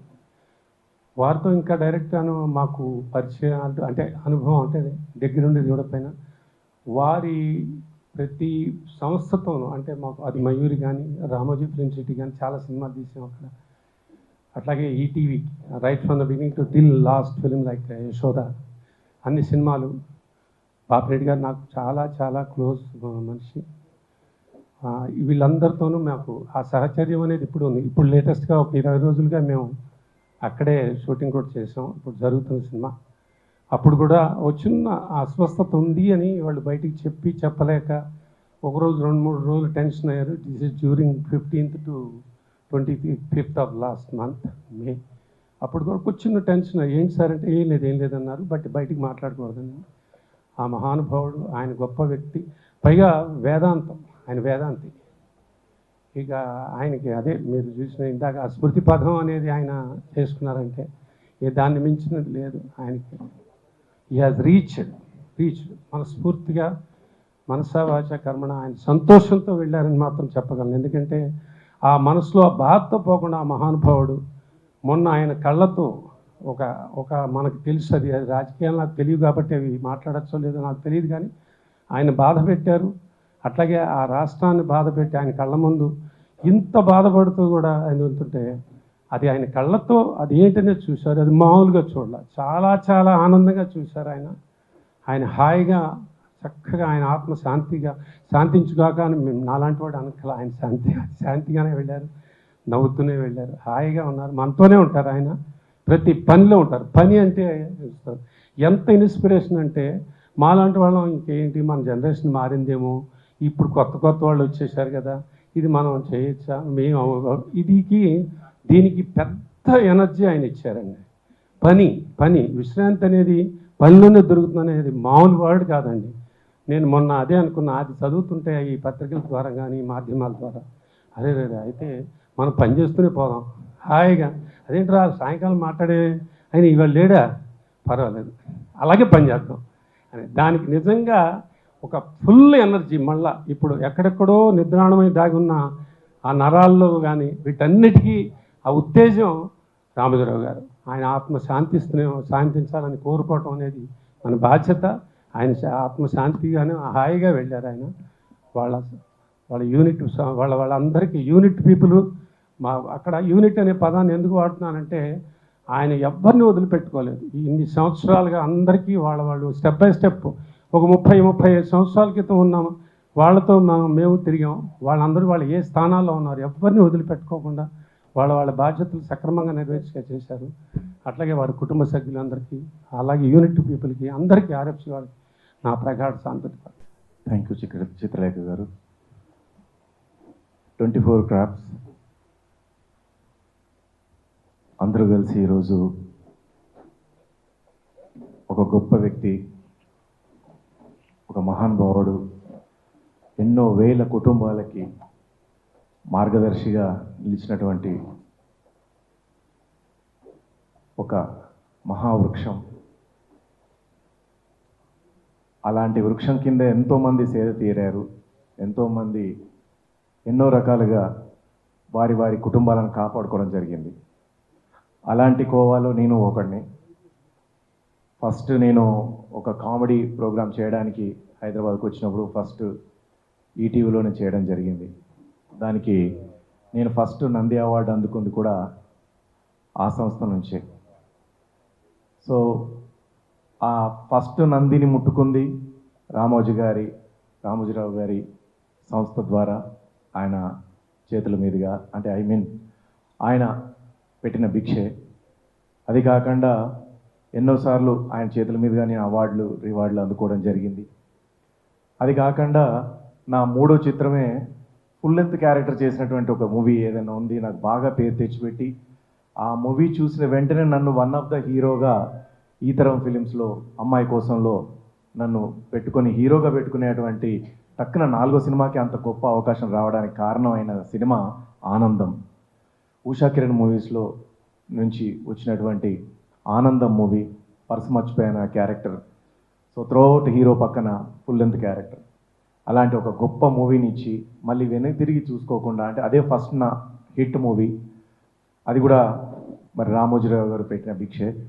So అలాంటి ఒక గొప్ప వ్యక్తి ఈరోజు మనకు లేరు అనడానికంటే, ఇందాక పెద్దలందరూ చెప్పినట్టుగా ఏదో ఒక రూపంలో ప్రతి రూపంలో ఎక్కడ ఎందుకు వెతికినా అందందు కలడు అన్నట్టుగా రామోజీరావు గారు మన మధ్యనే ఉన్నారు, మన గుండెల్లో ఉన్నారు, మన చేసే పనుల్లో ఉన్నారు. ఆయన ఏదైతే సిద్ధాంతాలతో ఉన్నారో, ఏదైతే సిద్ధాంతాలు పాటించారో అదే సిద్ధాంతాలు మనం కాపాడుకుంటూ వెళ్తే చాలు అన్నంత ఆయన ఆత్మకు శాంతి చేకూరుతుందని చెప్పేసి తెలియజేసుకుంటూ మరొక్కసారి మా 24 క్రాఫ్ట్స్ నుంచి, అలాగే మా కళాకారుల తరఫున, మా మిమిక్రీ కళాకారుల తరఫున, అందరి తరఫున ఆయనకి పాదాభివందనాలు తెలియజేసుకుంటూ ఆయన ఆత్మ శాంతి చేకూర్చాలని మనస్ఫూర్తిగా కోరుకుంటూ సెలవు. మీ శివారెడ్డి. ఆయనతో ఉన్న అనుబంధం చాలా మాకు ఇప్పుడు దాదాపు 30 ఏళ్ళ నుంచి అండి. ప్రతిఘటన, వందే మాత్రం ఇద్దరం కలిసి తీసుకున్నాం అవార్డు ఎన్టీ రామారావు గారితో. ఆయన ఫ్యామిలీకి అందరికీ బాగుండాలి. Thank you. This dais is really privileged dais for a journalist like me. అంటే యూ హ్యాస్ బీన్ థ్రైవింగ్. జర్నలిజమే బేస్గా మీడియాలో దాదాపుగా 40 ఏళ్ళుగా ఉన్న నాలాంటి జర్నలిస్ట్కి రామోజీరావు గారు అన్నది ఆయన ఒక కంచుకోటలాగా, ఆయన ఒక పెద్ద shelter, a very big umbrella that no industry can really make or produce. ఎప్పుడు వరల్డ్లో వెర్నాక్యులర్ జర్నలిజం అన్నది ఎప్పుడు ప్రారంభమైందో ఆ తర్వాత ఏ వరల్డ్ లాంగ్వేజ్లోనూ కూడా ఈనాడు లాంటి పేపరు ఒక రీజినల్ లాంగ్వేజ్లో వచ్చి ఇన్నాళ్ళు సస్టైన్ చేయడం అన్నది ఒక రికార్డ్ అయితే, రెండోది ఆయన రామోజీరావు దగ్గర ఉన్న చాలా గ్రేటెస్ట్ క్యారెక్టరిస్టిక్ ఏంటంటే he made journalism his own walk of life. తన జీవన విధానంగా జర్నలిజంను మార్చుకుని దానికి తగ్గట్టుగా అక్కడ జాయిన్ అయిన ప్రతి వాళ్ళని కూడా వాళ్ళకి నిజంగా జర్నలిస్టిక్ యాంగిల్ లేకపోయినా అక్కడ జాయిన్ అయిన వాళ్ళకి ఆ జర్నలిస్టిక్ యాంగిల్ని క్రియేట్ చేసిన ఒక గొప్ప క్రియేటర్ రామోజీరావు. ఎందుకంటే ఈనాడులో పనిచేసే వాళ్ళందరూ కూడా, ఎందుకంటే ఆ భయం భక్తి కూడా రామోజీరావు పట్ల రామోజీరావు గ్రూప్లో పనిచేసే ప్రతి ఒక్కరికి ఉంటుంది. ఎందుకంటే మీరు ఈనాడు ఆఫీసులోకి ఎప్పుడైనా వెళ్ళండి, బార్డర్ మీద పనిచేస్తున్నట్టుగా ఉంటారు లోపల ఆఫీసులో అందరూ కూడా. ఎవ్వడు కూడా ధైర్యంగా ఇలా తల ఎత్తుకునో, లేకపోతే సిగరెట్ కాలుస్తూనో, లేకపోతే పక్కవాడితో కబుర్లు చెప్పుకుంటూనో, అస్సలు పక్కనే రామోజీరావు ఉన్నట్టుగానే ఉంటాడు ప్రతి వాళ్ళు. బయటకు వచ్చాక వాళ్ళ ప్రవర్తన కానీ వాళ్ళ బిహేవియర్ కానీ చూస్తే అంటే మనకే కోపం వచ్చేంత ప్రైడ్ విపరీతం. మేము ఈనాడు ఆ ఈనాడు అన్న ప్రైడ్కి కారణం ఎవరంటే వెనకాతల రామోజీరావు అనమాట. ఒకే ఒకసారి మా మిక్కిలినేని జగదీష్ బాబు గారు, నాకు గుర్తులీయుడు మెడ్రాస్ నుంచి, ఆయన మొన్న ఆ ఈటీవీ యాక్సిడెంట్లో పోయారు. ఆయన ఈటీవీకి హైదరాబాద్ వచ్చినప్పుడు నన్ను పర్సనల్గా రామోజీరావు దగ్గరికి ఒకసారి తీసుకెళ్ళి నా గురించి ఏవో నా గుణగణాలు చెప్పి బాగా రాస్తాడు, సంగీతం మీద మంచి అవగాహన ఉంది, మంచి ఇంగ్లీష్ వచ్చు, ఇలాగేవో నా మీద ప్రేమాభిమానాలతో ఇంకో 2 ఎక్కువేసి చెప్తే ఆయన నా వైపు సీరియస్గా చూసి, మీరు ఇప్పుడు ఎక్కడ చేస్తున్నారు అని అడిగారు. ఆంధ్రజ్యోతిలో చేస్తున్నాను సార్ అన్న. అంటే తొందరలో వచ్చేద్దరు కానీ అయితే మీరు కూడా అన్నారు. అలాగేనండి అని బయటకు వచ్చేసాను. తర్వాత ఐ నెవర్ మెట్ హిమ్. కానీ ఇందాక ఉమర్జీ గారు ముందే చెప్పేశారు నా ముందు మాట్లాడడం వల్ల. కానీ ఆయన ఎంత గ్రేటెస్ట్ కాన్సన్ట్రేషన్ ఆయన పేపర్ మీద అంటే, ఏ జిల్లాలలో ఎవరు ఏ మంచి ఐటెం రాసినా దాన్ని ఐడెంటిఫై చేసి వాళ్ళకి ఒక బహుమానం, ఒక ఈనామను పంపిస్తారు ఆయన సంతకంతో పాటు. చాలా బాగుంది ఆర్టికల్ అని. అలాగే తిట్టినప్పుడు కూడా అంత బ్రహ్మాండంగా తిడతారు. ఎందుకంటే నా స్నేహితుడు ఈటీవీ 2లో పనిచేస్తున్నప్పుడు నేషనల్ న్యూస్ వచ్చినప్పుడు ఆ నేషనల్ న్యూస్కి వెనకాతల వాళ్ళు ఇంటర్నేషనల్ మ్యూజిక్ ఒకటి స్కోర్ చేస్తే మన్నాడు ఆయనకు లెటర్ వచ్చింది, జాతీయ వార్తలకు అంతర్జాతీయ సంగీతమా, నీకు బుర్ర లేదు అని ఒక లెటర్ వచ్చింది ఆయనకి. ఆయన నాకు చూపించాడు, ఏదో చూడమని. తర్వాత ఆఫ్టర్ వెరీ లాంగ్ టైం నేను మెడ్రాస్లో ఆయన కలిసిన తర్వాత, ఇక్కడ ఒక 10 years back, I don't remember properly, ఆ ఫ్లడ్స్ వరదలన్నీ బాగా వచ్చి ముంచెత్తినప్పుడు అందరూ ఈనాడుకి విరాళాలు వాళ్ళకు పంపించినప్పుడు నా ఫ్రెండ్ ఈటీవీలో పనిచేసేవాడు ఈదర్ శ్యాంప్రసాద్ గారు అని, ఆయన క్యాజిల్ టౌన్ పబ్లిక్ స్కూల్ అని స్కూల్ పెట్టారు. స్కూల్ పెట్టినప్పుడు he made me one of the directors to that school. వాళ్ళు రామోజీరావుకి ఒక విరాళం అమౌంట్ ఇస్తూ దాని మీద ఒక కవరింగ్ లెటర్ రామోజీరావుకి ఏదైనా అడ్రస్ చేస్తూ రాయాలని చెప్పి వాళ్ళకి ఐడియా వచ్చి నన్ను అడిగారు ఒక చిన్న లెటర్ రాయండి అని. అంటే నేను వాళ్ళని 2 రోజులు ఏడిపించి 3వ రోజు స్కూల్కి వెళ్ళి I just scribbled few lines అంతే. నేను పెద్ద టైం లేదు, గవ్వ రాసి ఇచ్చేసి వెళ్ళిపోయిన ఒక 4-5 రోజులకి యూ విల్ నాట్ బిలీవ్ అండి that such things make people great and such people become legends in life. ఇందాక నుంచి 2-3 లెజెండరీ పర్సన్ అని మాట్లాడారు. లెజెండరీ పర్సన్ అంటే the person who has the qualities akin to a legend లక్షణాలు ప్రస్ఫుటమైన వాళ్ళని మాత్రమే మనం లెజెండరీ పర్సనాలిటీస్ అనొచ్చు. He's a legend by himself. ఆయన లక్షణాలు ఎవరికైనా ఉంటే వాళ్ళని లెజెండరీ పర్సన్ అని మనం అనొచ్చు, లేకపోతే పర్సన్ లైక్ రామోజీరావు అనొచ్చు. ఈ లెటర్ రాసిన తర్వాత ఒక 4-5 రోజుల తర్వాత ఇందాక చెప్పారు రామోజీరావు గారి దగ్గర ప్రభాకర్ గారు అని ఉంటారు. ప్రభాకర్ గారు కాల్డ్ మీ. ఆయన నెంబర్ కూడా నాకు తెలియదు. నేను ఫోన్ ఎత్తే ఎవరండి అని అంటే, I was in the rush of traffic. అంటే నేను ఇలాగా రామోజీ ఫిల్మ్ సిటీ నుంచి, నా పేరు ప్రభాకర్ అండి, ఇలాగా మీ నెంబర్ నేను శ్యాంప్రసాద్ గారి దగ్గర తీసుకున్నాను. చెప్పండి సార్ ఏం కావాలంటే, నేను రామోజీరావు దగ్గర పనిచేస్తానండి. సంతోషం సార్, ఏం చేయాలి నేను అన్నా. అంటే ఏం లేదండి, మీరు మొన్న ఒక లెటర్ రాశారు కదా క్యాజిల్ టౌన్ పబ్లిక్ స్కూల్కి, ఆ లెటర్ చదివి ఈ లెటర్ ఎవరు రాశారో కనుక్కుని ఆయన ఒకసారి రమ్మనండి అని చెప్పారండి. మీకు ఎప్పుడు వీలైతే అప్పుడు రండి అన్నాడు. మహద్భాగ్యం, రామోజీరావుని కలవడానికి ఎప్పుడు వీలైతే అవుతుంది ఏంటండి, రేపు ఉదయమే వచ్చేస్తానన్నా. అంటే మీకు ఎక్కడికి కారు పంపించాలి, ఏం పంపించాలి, మీరు ఏం పంపించద్దండి, నేను పర్సనల్గా వస్తానని చెప్పి నేను డైరెక్ట్గా వెళ్తే Ramoji Rao has spent time with me at least about ½ an hour. దాంట్లో నేను రాసిన ప్రతి లైన్లోని ప్రతి వర్డ్ని ఆయన గ్రహించి దాన్ని కొన్ని ఆయనకి అర్థమైనవి, కొన్ని దాని మీద నా ఎక్స్ప్లెనేషన్ తీసుకున్నవి కూడా ఉన్నాయి. To that extent NT Rama Rao గారి తర్వాత నేను ఆయనతో కూడా చాలా సందర్భాల్లో గడిపాను. ఎందుకంటే రామారావు 94లో ముఖ్యమంత్రి అయిన తర్వాత మా ఆంధ్రజ్యోతి తరఫున మేము చాలా పెద్ద సప్లిమెంట్ వేసినప్పుడు నేను వారం రోజులు మేనేజ్మెంట్తో పోరాడి నేనే కవరింగ్ ఆర్టికల్ రాసినప్పుడు దాన్ని కమెంట్స్ ఎలా చేశానంటే, శతవసంతాల మాలతి మధుర సుగంధాలను నింపుకున్న ఒకనాటి ఆంధ్ర రంగస్థల వైభవ వీచిక అప్పుడే కుసుమిస్తున్న సినీ నందనోద్యానంలోకి ఒక చిరు అలగా హేమంత శీతల హిమరేఖలా ప్రవేశించింది. ఆ అల పేరే ఆంధ్రదేశమంతా అల్లారు ముద్దుగా పిలుచుకునే మన అన్న నందమూరి తారక రామారావుని ఓపెన్ చేశా. ఈ పేపర్ వచ్చిన తర్వాత అప్పుడు ఆయన గోటేటి రామచంద్రరావు ఉండేవారు, రామారావు గారు సిగరెట్ కాల్చుకుంటూ ఇలాగే. ఆయన ఫోన్ చేసి మా ఐవీఆర్ గారికి చెప్తే, మా ఐవీఆర్ గారు వెళ్ళండి మీకు వచ్చింది బొమ్మ అక్కడి నుంచి పిలుపు వచ్చింది వెళ్ళండి అన్నారు మరి ఐ వెంకటరావు. అంటే వెళ్ళాను, ఏమైనా తప్పులు ఉన్నాయేమో తిడతారేమోనని చెప్పి లోపలికి వెళ్ళగానే రామారావు నేను వెళ్ళాను నాగేంద్ర కుమార్ అండి అంటే వారిని వెంటనే ప్రవేశపెట్టండి అన్నారు. లేదు సార్ నేనే నాగేంద్ర కుమార్ సార్ అన్న.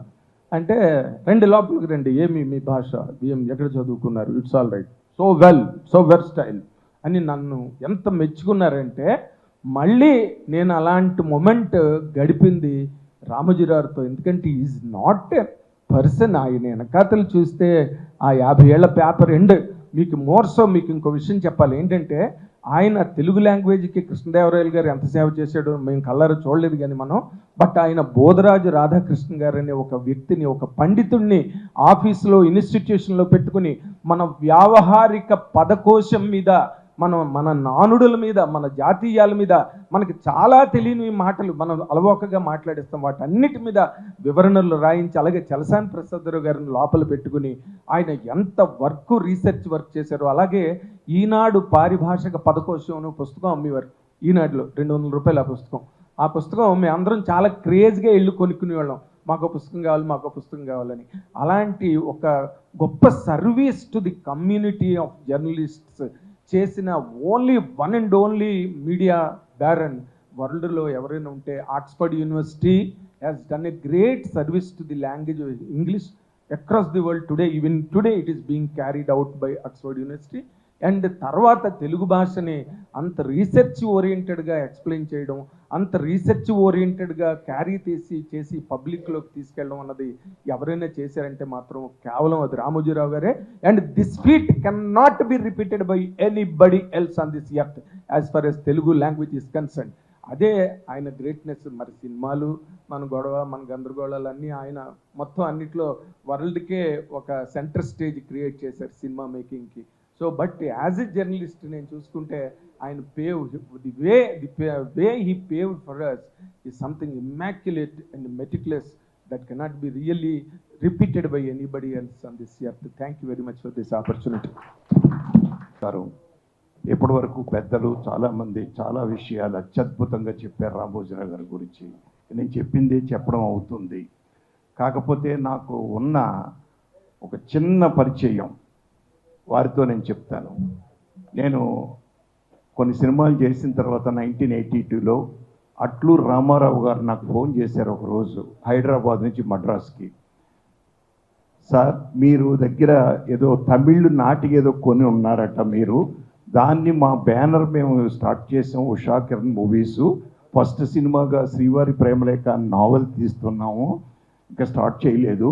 రెండో సినిమాగా మీది చెయ్యాలని మేము అనుకుంటున్నాము, మీరు చేస్తారా అన్నారు. చేస్తారా ఏంటి సార్, ఇటువంటి అవకాశం ఎంతమందికి వస్తుంది రామోజీరావు గారు బ్యానర్లో సినిమా చేయడానికి? నేను గొప్ప అదృష్టవంతుడిని, వస్తాను సార్ అన్నారు. సరే ఓకే.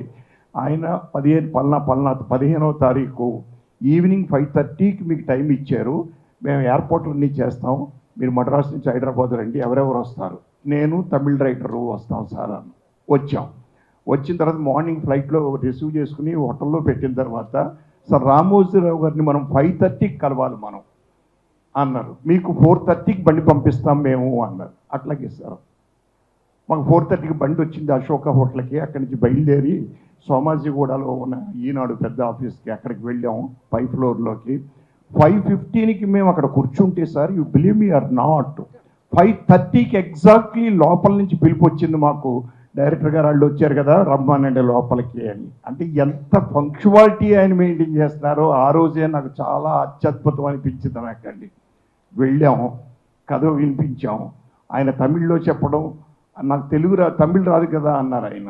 ఆయన తమిళ్లో చెప్తే నేను తెలుగులో చెప్తాను సార్ అని చెప్పి ఆ నాటికిని యాస్టీజ్ యథాతథంగా ఆయన ఇంగ్లీష్లో తమిళ్లో చెప్తే నేను తెలుగులో ట్రాన్స్లేట్ చేసి వారికి చెప్పాను.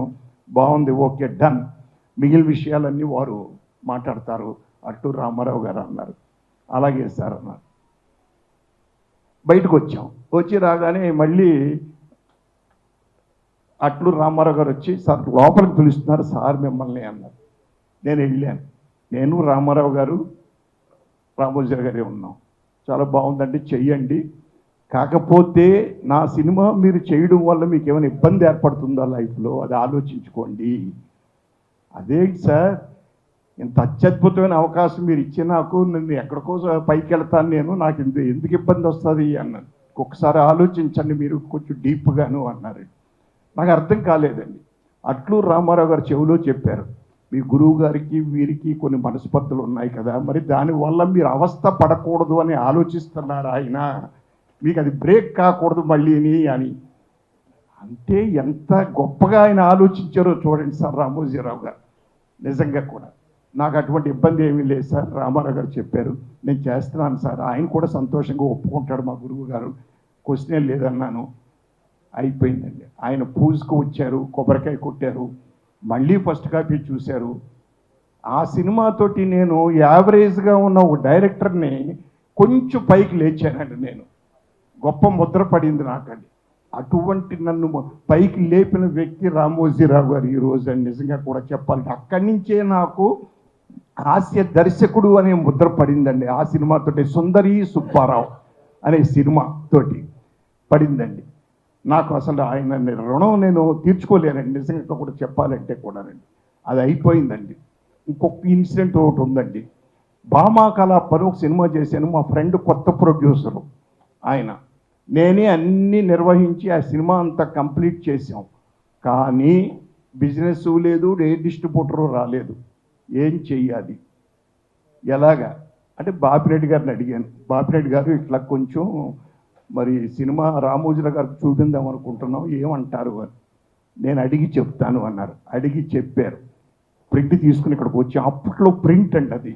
ప్రింట్ తీసుకుని ఇక్కడికి వచ్చాం. రామోజీరావు గారు చూశారు, సినిమా నచ్చింది, నేను చేస్తాను, కానీ మాకు ఒక కండిషన్ ఉంది. కేశవరావు గారు అని డిస్ట్రిబ్యూటర్ అప్పట్లో ఆయన ఇన్ఛార్జిగా ఉండేవారు. కేశవరావు గారు వారికి చెప్పండి మన కండిషన్స్ ఏంటో అన్నారు. పైసా డబ్బులు మేము ఇవ్వం, సినిమా రిలీజ్ చేస్తాం, మరి మీకు కమిట్మెంట్స్ ఉన్నాయా అని అడిగారు మా ఫ్రెండ్ని పక్కనే. ఉన్నాయి సార్, 10-15 లక్షల కమిట్మెంట్ ఉందండి అన్నారు. అప్పుడు మేము డబ్బులు ఇవ్వలేం కదా, మరి మీరు అది అరేంజ్ చేసుకుని చేయగలరా అన్నారు. కష్టం అవుతుంది సార్. అయితే మా రూల్స్కి ఎగ్నెస్ట్గా మేము వెళ్ళలేము సార్ అన్నారు ఆయన. సార్ అయితే okay sir, thank you very much. ఆ రోజు January 1, ఇందాక ఎవరో చెప్పారు January 1 వచ్చేటప్పటికి మనకు సైన్ తోటి డైరీ వస్తుంది, ఇట్లా వస్తుంది, శాలరీ వస్తుంది అన్నారే. January 1 రోజు ఆయన ఎవరినైనా కలిస్తే నెగిటివ్ ఆన్సర్ చెప్పరండి ఆయన. నాకు తెలిసింది దాంతో. సరే సార్ మీరు రిలీజ్ చేయొద్దు, కాకపోతే ఒక్క విషయం, దీన్ని ఎలా రిలీజ్ చేయాలో మీ అనుభవంలో నాకు కొంచెం చెప్పండి సార్ అన్నానండి. ఆయన ఆలోచించి భలే లిటిగేషన్ పెట్టారు నరసింహారావు గారు నాకు, మీరు అది ఇది సర్లే మీకున్న కమిట్మెంట్స్ ఎట్టో పేపర్ మీద రాసి కేశవరావు గారికి ఇవ్వండి, సినిమా రిలీజ్ చేస్తామన్నారండి. రిలీజ్ చేశారు, ఆ కమిట్మెంట్ ఇచ్చారు, సినిమాలో అవి మినాయించుకున్నారు, ఓవర్ఫ్లో కూడా ఇచ్చారు. ఇది వదిలేస్తే ఇంకొక ఇన్సిడెంట్ ఇక్కడ చెప్పేదండి, ఎందుకంటే కాలాతీతం అవుతుంది. కన్ఫెడరేషన్ అని, ఆల్ ఇండియా కన్ఫెడరేషన్ మీటింగు, అంటే all the federations of India meeting ఇక్కడ పెట్టాలి అనుకున్నారు. ఆ రోజు ఇక్కడ పెడుతున్నారు. అది రామోజీ ఫిల్మ్ సిటీలో పెడితేనే బాగుంటుందని అందరూ ఉద్దేశం, అన్ని ఫెడరేషన్స్ యొక్క ఉద్దేశం అండి. అది భరద్వాజ గారు అప్పుడు ప్రెసిడెంట్ దానికి, మన ఫెడరేషన్కి. సరే ఎక్కడ పెట్టాలి, ఎలా చేయాలి, ఎలాగా అని బాపిరెడ్డి గారి దగ్గరికి వెళ్ళాం. బాపిరెడ్డి గారిని అడిగాం, నేను ఉన్నాను ఆ రోజుండి. అలాగేనండి తప్పకుండా చేయండి సార్, దానికి కావాల్సిన ఏర్పాట్లన్నీ నేను చేస్తాను, మీరు పైసా డబ్బులు పెట్టుకోక్కర్లేదు అన్నారండి బాపిరెడ్డి గారు. ఓకే సార్, కాకపోతే ఏంటి కాకపోతే, దాసనారాయణ గారు వస్తారు, మరి పర్వాలేదా మీకు, ఆయన అలాగ ఆగిపోయారండి బాపిరెడ్డి గారు. ఆగిపోయి నేను రామోజీరావు గారిని అడిగి ఏ విషయం చెప్తాను సార్ అన్నారు. నెక్స్ట్ డే రమ్మన్నారు. నెక్స్ట్ డే వెళ్ళాం. రామోజీరావు గారి దగ్గరికి తీసుకెళ్ళారు మమ్మల్ని. ఓకే సార్, మన వాళ్ళు అందరూ ఎయిర్పోర్ట్లో చేస్తారు, మీరేం పే చేయక్కర్లేదు. దాసనారాయణరావు గారు వచ్చిన వెంటనే రామోజీ ఫిలిమ్స్లో అడుగు పెట్టిన వెంటనే మీరు ఎవ్వరూ రిసీవ్ చేసుకోవడానికి వీల్లేదు, మా స్టాఫే రిసీవ్ చేసుకుంటారు, నా దగ్గరికి తీసుకొస్తారు, కాఫీ తాగుతాం, మీ ఇద్దరం కలిసి కిందకి దిగుతాం. దానికి మరి గురువు గారు, మీ గురువు గారు దాసరా గారు భరద్వాజ్ గారితో చెప్పాడు, ఇష్టమైతే మనకు ఓకే అన్నారు. గురుగారితో చెప్పాం. సరే, ఆయన ఆనందపడ్డాడు. ఆయన ఆ రోజు sir, you believe are not, main gate దగ్గర నుంచి రామోజీరావు గారు ఇంటి దాకా, అంటే ఇప్పుడున్నటువంటి ఇల్లు కాదు సార్, అప్పుడు అంతకుముందు హోటల్ పైన ఇల్లు ఉండేదండి ఆయనకి, 5 ఫ్లోర్లు ఎక్కడో ఉండేవారు ఆయన. దాకా రామోజీరావు గారు స్టాఫ్ని అటు ఇటు నిలబెట్టి కొంతమంది చేత లేడీస్ చేత పువ్వులేసి దాసనారాయణ గారు రిసీవ్ చేసుకున్నాడు. అంటే ఆయనకి కోపం కానీ ఇది కానీ ద్వేషం కానీ ఉండవు అని ప్రూవ్ అయిందంటే రామోజీరావు గారికి. అది ఈనాడు యూత్ తెలుసుకోవాల్సినటువంటి విషయం అదండి అది. సో ఎన్నో విషయాలు చెప్పారు అందరూ కూడాను. అలాంటి మహానుభావుడు మనకి దూరం అయిపోవడం నిజంగా కూడా దురదృష్టం అయినా కూడా ఆయన జ్ఞాపకాలు, ఆయన చేసిన పనులు మనం గుర్తుపెట్టుకుంటూ ఆ రూట్లో వెళ్తే చాలు, ఆయన పేరు నిలబెట్టినట్టే లెక్క. థ్యాంక్ యూ వెరీ మచ్ అండి. Thank you sir. 24 క్రాఫ్ట్స్ కార్మికుల తరఫు నుంచి మా ప్రగాఢ సంతాపం తెలియజేసుకుంటూ, వారితో మాకు ఒక 15 ఇయర్స్ 20 ఇయర్స్ నుంచి ఫిలిం సిటీతో మాకు అనుబంధం ఉంది. ఆయనతో డైరెక్ట్గా అనుబంధం లేకపోయినా కానీ ఆయన వర్డ్స్ మా దగ్గర దాకా వచ్చి ఈ వర్కర్స్కి సంబంధించిన, కెమెరా డిపార్ట్మెంట్కి సంబంధించిన ఆయన ఆలోచనలన్నీ మాకు ఏదో రూపంలో మాకు మెసేజ్ పంపిస్తూ ఉండేవాళ్ళు. అదేంటంటే, ఫస్ట్ కెమెరా డిపార్ట్మెంట్ స్టార్ట్ అయిన తర్వాత అప్పుడు మీడియాలో ఉండే కొంతమంది కెమెరా అసిస్టెంట్స్ని ఈ సినీ కెమెరా అసిస్టెంట్స్గా తీసుకోవాలని కొంతమందిని సెలెక్ట్ చేసి, వాళ్ళందరికీ అసోసియేషన్లో మెంబర్షిప్ లేదు, బట్ ఇక్కడ ఎంప్లాయ్మెంట్ మాత్రం ఖచ్చితంగా సినిమాలు చేస్తారు కంటిన్యూగా అనే ఒక ఉద్దేశం పెట్టుకుని మమ్మల్ని పిలిచి మాట్లాడడం జరిగింది. అప్పుడు ఆయన ఒకటే చెప్పారు, ఇక్కడ ఉండే ఎంప్లాయ్మెంట్ ఎంతమంది అయితే తీసుకుంటున్నామో వాళ్ళందరికీ అసోసియేషన్కి వాళ్ళ రూల్స్ ప్రకారం మేము కార్డ్స్ తీసుకుని వాళ్ళని యాజ్ డేస్గా మా ఎంప్లాయ్మెంట్ కిందే చూసుకుంటాం అని చెప్పడం. దాని తర్వాత ఎన్నో సంవత్సరాలు ఆ చిన్న డిపార్ట్మెంట్లో వీడియో కెమెరాలు ఉండే కెమెరా అసిస్టెంట్లు అందరూ కెమెరా అసిస్టెంట్లు అయ్యి వాళ్ళకు ఒక జీతాల కింద తీసుకునే టైంలో, అంటే బయట మాకు యాక్చువల్గా బేటాస్ అని ఈ టైప్లో జర్నీ ఉండేది. ఆ టైంలో వాళ్ళకి జీతాలని ప్రొవైడ్ చేసి, జీతాలు అలవాటు చేసిన బయట ఒక 30,000 సంపాదించిన వాళ్ళు ఒక 10-15,000 సంపాదించిన వాళ్ళకంటూ ఒక నీట్గా ఒక సిస్టమ్ ప్రకారం ఎట్లా జీవనం సాగించాలనే విధానం నేర్పించి, ప్లస్ వాళ్ళు ఆ డిపార్ట్మెంట్ని క్లోజ్ చేసేటప్పుడు మళ్ళీ మమ్మల్ని పిలిచి, వీళ్ళందరినీ ఈ డిపార్ట్మెంట్ క్లోజ్ చేస్తున్నాం, సో ఇప్పుడు అసోసియేషన్లో కార్డులు తీసుకున్న మెంబర్లందరూ బయటికి వస్తారు, వీళ్ళందరికీ మీ ఫెడరేషన్ తరఫు నుంచి ఒక డిసిషన్ తీసుకుని వీళ్ళందరికీ న్యాయం చేసే విధంగా మీరు చేయండి అని చెప్పేసి ఆయన ద్వారాగా ఒక మెసేజ్ పంపించి, వెంటనే మేమందరం అప్పుడు మంచిగా ఒక ఆలోచన చేసి, ఇంత పెద్ద ఆయన మనకు ఒక మెసేజ్ పంపించారు, వాళ్ళందరి గురించి ఆలోచిస్తున్నారని చెప్పేసి ఒక ఆలోచనతోటి మేము కూడా ఒక మీటింగ్ పెట్టుకుని, వారందరూ బయట కెమెరా డిపార్ట్మెంట్ ఏదైతే సెటిల్ అయ్యేదాకా బయట ఎక్కడ అసోసియేషన్లో కార్డులు ప్రొవైడ్ చేయకూడదని చెప్పేసి ఒక ఆలోచన చేసి ఒక 1.5 ఇయర్ కార్డ్స్ని స్టాప్ చేసి వాళ్ళందరూ బయట సెటిల్ అవ్వడానికి కారణమైన మా రామోజీరావు గారు ఎప్పటికీ ఆ వర్డ్స్ని మేము ఎప్పుడు ఒక ఇన్స్పిరేషన్గా తీసుకుంటాం. ఎందుకంటే ఆయన ఒక శిఖరం, ఎక్కడో చిన్న రాళ్ళలాగా ఉండే మనం ఎంప్లాయ్మెంట్ చిన్న రాళ్ళలాగా ఉండే వాళ్ళ గురించి ఆయన అంత ఆలోచన చేశారంటే ఆ రోజు ఈరోజు ఆ వర్డ్స్ కానీ ఆ మెసేజ్లు కానీ మేము ఎప్పటికీ మర్చిపోలేము. ఎనివే మన మధ్య లేకపోయినా కానీ ఆయనకి డీప్ కండోలెన్స్ ప్రకటిస్తూ thank you very much. Thank you very much అండి. నాయుడు గారు, అయితే మాకు రామోజీరావు గారితో ఉన్న అనుబంధం ఏంటంటే, ఊళ్ళల్లో అంటూ ఉంటారు పక్క పొలాలలో అని. మేము యాక్చువల్గా ఈ రంగంలోకి ఒక 5-6 ఏళ్ళ నుంచి వచ్చాం, ఒక 5-6 సినిమాలు తీసాం. కానీ అంతకుముందు 30 సంవత్సరాల నుంచి ఆయన పక్క పొలం, ఆయన వెనక పొలం, ఆయన ముందు పొలం, ఇలా వెంచర్లు చేసి నేను మా వెంకటేశ్వరరావు గారు రియల్ ఎస్టేట్ నుంచి ఇక్కడికి వచ్చాం. మ్యారేడ్కి కూడా నేను ఒక 5 సంవత్సరాలు సెక్రటరీ చేశాను. మా వెంకటేశ్వరరావు ఇప్పుడు ట్రెజరర్గా ఉన్నారు. సో ఈ సంస్థ ద్వారా కూడా మేము ఆయనకి నివాళులు అర్పిస్తున్నాం. Is a creator and is an executor and is an achiever. అది మూడు ఒక సెంటెన్స్లో చెప్పాలంటే ఆయన ఏదైతే కళలు కన్నాడో ఆ కళల్ని అచీవ్ చేసేవాడు. So is inspiration to all generations అండి. Thank you very much. పెద్దలందరికీ నమస్కారం అండి. రామోజీరావు గారి గురించి మొత్తం మన పెద్దలు అద్భుతమైన విషయాలు చెప్పారు. ఇక నా వరకు ఏంటంటే, ఒక సినిమాల్లో ఇబ్బంది పడుతున్న రోజుల్లో ఈటీవీ అన్నది వచ్చి ఎంతోమంది కళాకారులకు చక్కటి అవకాశాలు ఇవ్వటమే కాకుండా వారికి భుక్తికి మంచి మార్గం, సుమార్గంగా ఆ కళాకారులందరికీ ఒక వరంగా వచ్చింది మన ఈటీవీ. మరి ఎంతోమంది కళాకారులు, టెక్నీషియన్స్, ఇక మనకు దాని గురించి చెప్పక్కర్లేదు, కొన్ని వేల కుటుంబాలకి అద్భుతమైనటువంటి ఉపాధి కల్పించింది.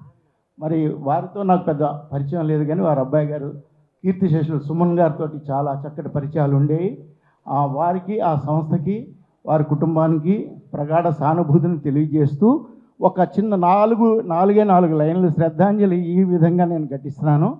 శ్రీ రామోజీరావు గారు ఈనాడుతో విజ్ఞాన వినోదాలను పంచి, తెలుగువారికి ప్రియ రుచులను చూపించి, ఉషాకిరణాలతో ఈటీవీ మీ టీవీగా చాటించి, చక్కటి చిత్రాలతో రామోజీ మార్కు వేయించి, ఎందరికో విద్య నేర్పించి, ఉపాధి మార్గం చూపించి, ఎన్నో శిఖరాలను అధిరోహించి ఘనతను సాధించి, శవైక్యమందిన అభినవ విరించి, సరాగాలను అందించిన విపంచి వారికి నా ప్రగాఢ సంతాపం మా టీవీ ఇండస్ట్రీ తరపు నుంచి, అదేవిధంగా మూవీ ఇండస్ట్రీస్ తరపు నుంచి తెలియజేస్తూ సెలవు తీసుకుంటున్నాను. నమస్కారం.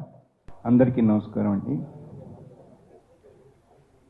నేను రామోజీరావు గారి సంస్థ మయూరి ఫిలిం డిస్ట్రిబ్యూటర్స్లో మేనేజర్గా చేయడం జరిగింది. వారు ఒక తండ్రిలాగా, అంటే ఎలాగంటే ఇది మనకి అందరికి కూడా ఒక ఇన్స్పిరేషన్ లాగా, ఒక ఆర్గనైజేషన్లో ఎలా ఉండాలి, ఉద్యోగులకి, యాజమాన్యానికి అనేదానికి, ఏదైనా తప్పు చేసినప్పుడు మిమ్మల్ని నేను సరిగ్గా ట్రైన్ చేయలేకపోయాను అన్న భావాన్ని వ్యక్తపరిచేవారండి. అంటే మిమ్మల్ని మేము సరిగ్గా ట్రైన్ చేసుకుంటే మీకు ఆ తప్పు దొరికేది కాదు అనేది. ఒక్కొక్కసారి వ్యాపారం నష్టం వచ్చినప్పుడు మేము బాధపడుతూ ఉన్నప్పుడు, బాధపడొద్దు, తప్పు మీది కాదు, దానికి అంగీకరించింది నేను, కాబట్టి మీరు ఉత్సాహంతో, ఇంతకుముందున్న ఉద్వేగంతో, ఉల్లాసంతో చేయండి. పోయింది వ్యాపారం తర్వాత లాభాలు నష్టాలన్నీ కూడా సంభవిస్తూ ఉంటాయి, వాటి గురించి పట్టించుకోవద్దు అని ఇవాళ ఉన్న యాజమాన్యాల్లో ఎంతమంది ఆ మాట చెప్పగలరు? ఎందుకంటే ఒక 10 రూపాయలు పోయిందంటే నీ వల్లే పోయింది అనేది కింద ఉద్యోగుల మీద ఆ ప్రెజర్ అనేది ఉంటుంది. ఇక్కడ అలాంటిది ఏమీ లేకుండా అలా ఎప్పుడైతే చెప్తారో స్టాఫ్ కూడా ఈ పని నాది, నా సొంతం, ఒక పైసా పోవడానికి వీలు లేదన్నట్లుగానే వారు ఆ భావంతో చేయటం జరుగుతూ ఉంటుంది. తర్వాత ఇక్కడ వారి నుంచి నేర్చుకోవాల్సిన అనేకం అందరూ చెప్పుకోవటం జరిగింది. రామోజీరావు గారు అనేది సంస్థ కాదు, వ్యవస్థ అనేది. అది ముమ్మాటికి నిజమైనా కానీ రామోజీరావు గారు వటవృక్షం లాంటి వారు. అంటే విశ్వం అంతా కూడా వ్యాపించున్నారు. ఒక మన సంస్థ అంటే కొన్ని ప్రాంతాల్లో ఉంటుంది, కానీ వటవృక్షం అనేది ప్రపంచం అంతా వ్యాపించి ఉంది. ఇప్పుడు రామోజీరావు గారు చనిపోయారంటే ఆ కుటుంబానికి ఒక్కళ్ళే బాధపడలేదు, ప్రతి వారు మా ఇంట్లో ఒక మనిషిని కోల్పోయాము అన్న భావం అందరిలో ఉందండి. సో ఈ సానుభూతి కూడా వాళ్ళకు కూడా తెలియజేయాల్సిన అవసరం కూడా ఉంటుంది. అంతగా ఓన్ చేసుకున్నారు, మా మనిషి, మా సొంత మనిషి, మా తండ్రి లాంటి వాళ్ళు, లేకపోతే మా అన్న లాంటి వాడు, ఇలా ఈ భావాలతో తాత లాంటి వారు అనేది. వారిలో అందరం తీసుకోవాల్సింది ఏంటంటే, ఒకసారి చూడండి ఆ బొమ్మ, వారి యొక్క చిత్రపటం లేదా మనిషిని మనం గుర్తించుకుంటే తెల్లటి బూట్లతోటి, తెల్లటి డ్రెస్ తోటి ఎంత ప్రకాశవంతంగా వెలిగిపోతూ ఉంటారు మనిషి ఎప్పుడు కూడా. ఒకసారి కళ్ళు మూసి అలా తెచ్చుకుంటే మొత్తం ఆ విగ్రహం అంతా కూడా అలా ప్రత్యక్షం అవుతూ ఉంటుంది. ఒక మనిషి విజయం సాధించడానికి శ్రమ అంటే కష్టపడే తత్వం. ప్రతి నిమిషం ఒక పని చేస్తున్నప్పుడు ఆ పని మీదే కష్టపడటం. శ్రద్ధ, చేస్తున్న పని మీదే ఏకాగ్రత పెట్టడం, మిగతా విషయాల మీద దేనికి మళ్ళించకుండా పూర్తిగా దాని మీదే మనం ఏకాగ్రత నిలపటం. ఆత్మవిశ్వాసం, ఏ పని చేస్తూ ఉన్నా అదే పనిని మనం జయించగలము, మనం సాధించగలము, ఎన్ని అడ్డంకులు వచ్చినా ఎదుర్కొందాము అనే ఆత్మవిశ్వాసం పరిపూర్ణంగా 100% నిండుగా ఉన్నప్పుడే తర్వాత క్రమశిక్షణ, సమయపాలన, చిరునవ్వు, సృజనాత్మకత, ఇవి అన్నీ ఉన్న వాళ్ళకి విజయం అనేది తథ్యం. ఈ లక్షణాలన్నీ ఉండాలి. విజయం సాధించాలంటే ఆత్మవిశ్వాసము, శ్రమ, శ్రద్ధ, క్రమశిక్షణ, సమయపాలన, చిరునవ్వు, ఇవన్నీ ఉన్నప్పుడు ఆ మనిషికి ఆ విజయం అనేది సొంతం అవుతుంది. వీటన్నిటికీ ప్రతిరూపమే రామోజీరావు గారు. అందుకే ఆ విజయాలు అనేది సిద్ధిస్తూ ఉంటాయి. ఒకసారి మనకి ఎప్పుడైనా అపజయం కలుగుతుంది, ఓడిపోబోతున్నాము అనే ఆ అభిప్రాయం మనకు ఏర్పడినప్పుడు ఒకసారి కళ్ళు మూసుకున్న ఆ రూపాన్ని మనం కనుక దర్శించగలిగితే మనం ఖచ్చితంగా విజయానికి చేరువవుతాం. అంటే ఆ ఇన్స్పిరేషను వారు ఇవ్వగలుగుతారు. అంటే ఎందుకంటే వారు చూడండి, కొన్ని విషయాల్లో మనం ఊహించడానికే భయపడతాం. ఉదాహరణకి ఫిల్మ్ సిటీ, ఎవరన్నా ఊహించి అన్ని వేల కోట్లు లక్షలు అక్కడ పెట్టగలవండి? అంత ధైర్యం ఉంటుందా? సో దాన్ని విశ్వంగా అందరూ వచ్చి ఇక్కడికి రాగలుగుతున్నారంటే, ఇందాక నేను విశ్వవ్యాప్తం ఉంది, అదే నేను అన్ని చాట్ల నుంచి అక్కడికి కానీ ఏదో విధంగా కానీ చేరుకోవటం జరుగుతూ ఉంది. సో వారి నుంచి అన్నీ కూడా తీసుకుంటూ వారి లక్షణాలను మనం సంస్థలో పనిచేస్తున్నప్పుడు మీకు ఒక విషయం చెప్పాలండి. ఆ ఈనాడు గ్రూప్స్లో పనిచేస్తున్నామని అంటే ఇవాళ మీకు తెలియదు కాదు. మగపిల్లలకి ప్రత్యేకంగా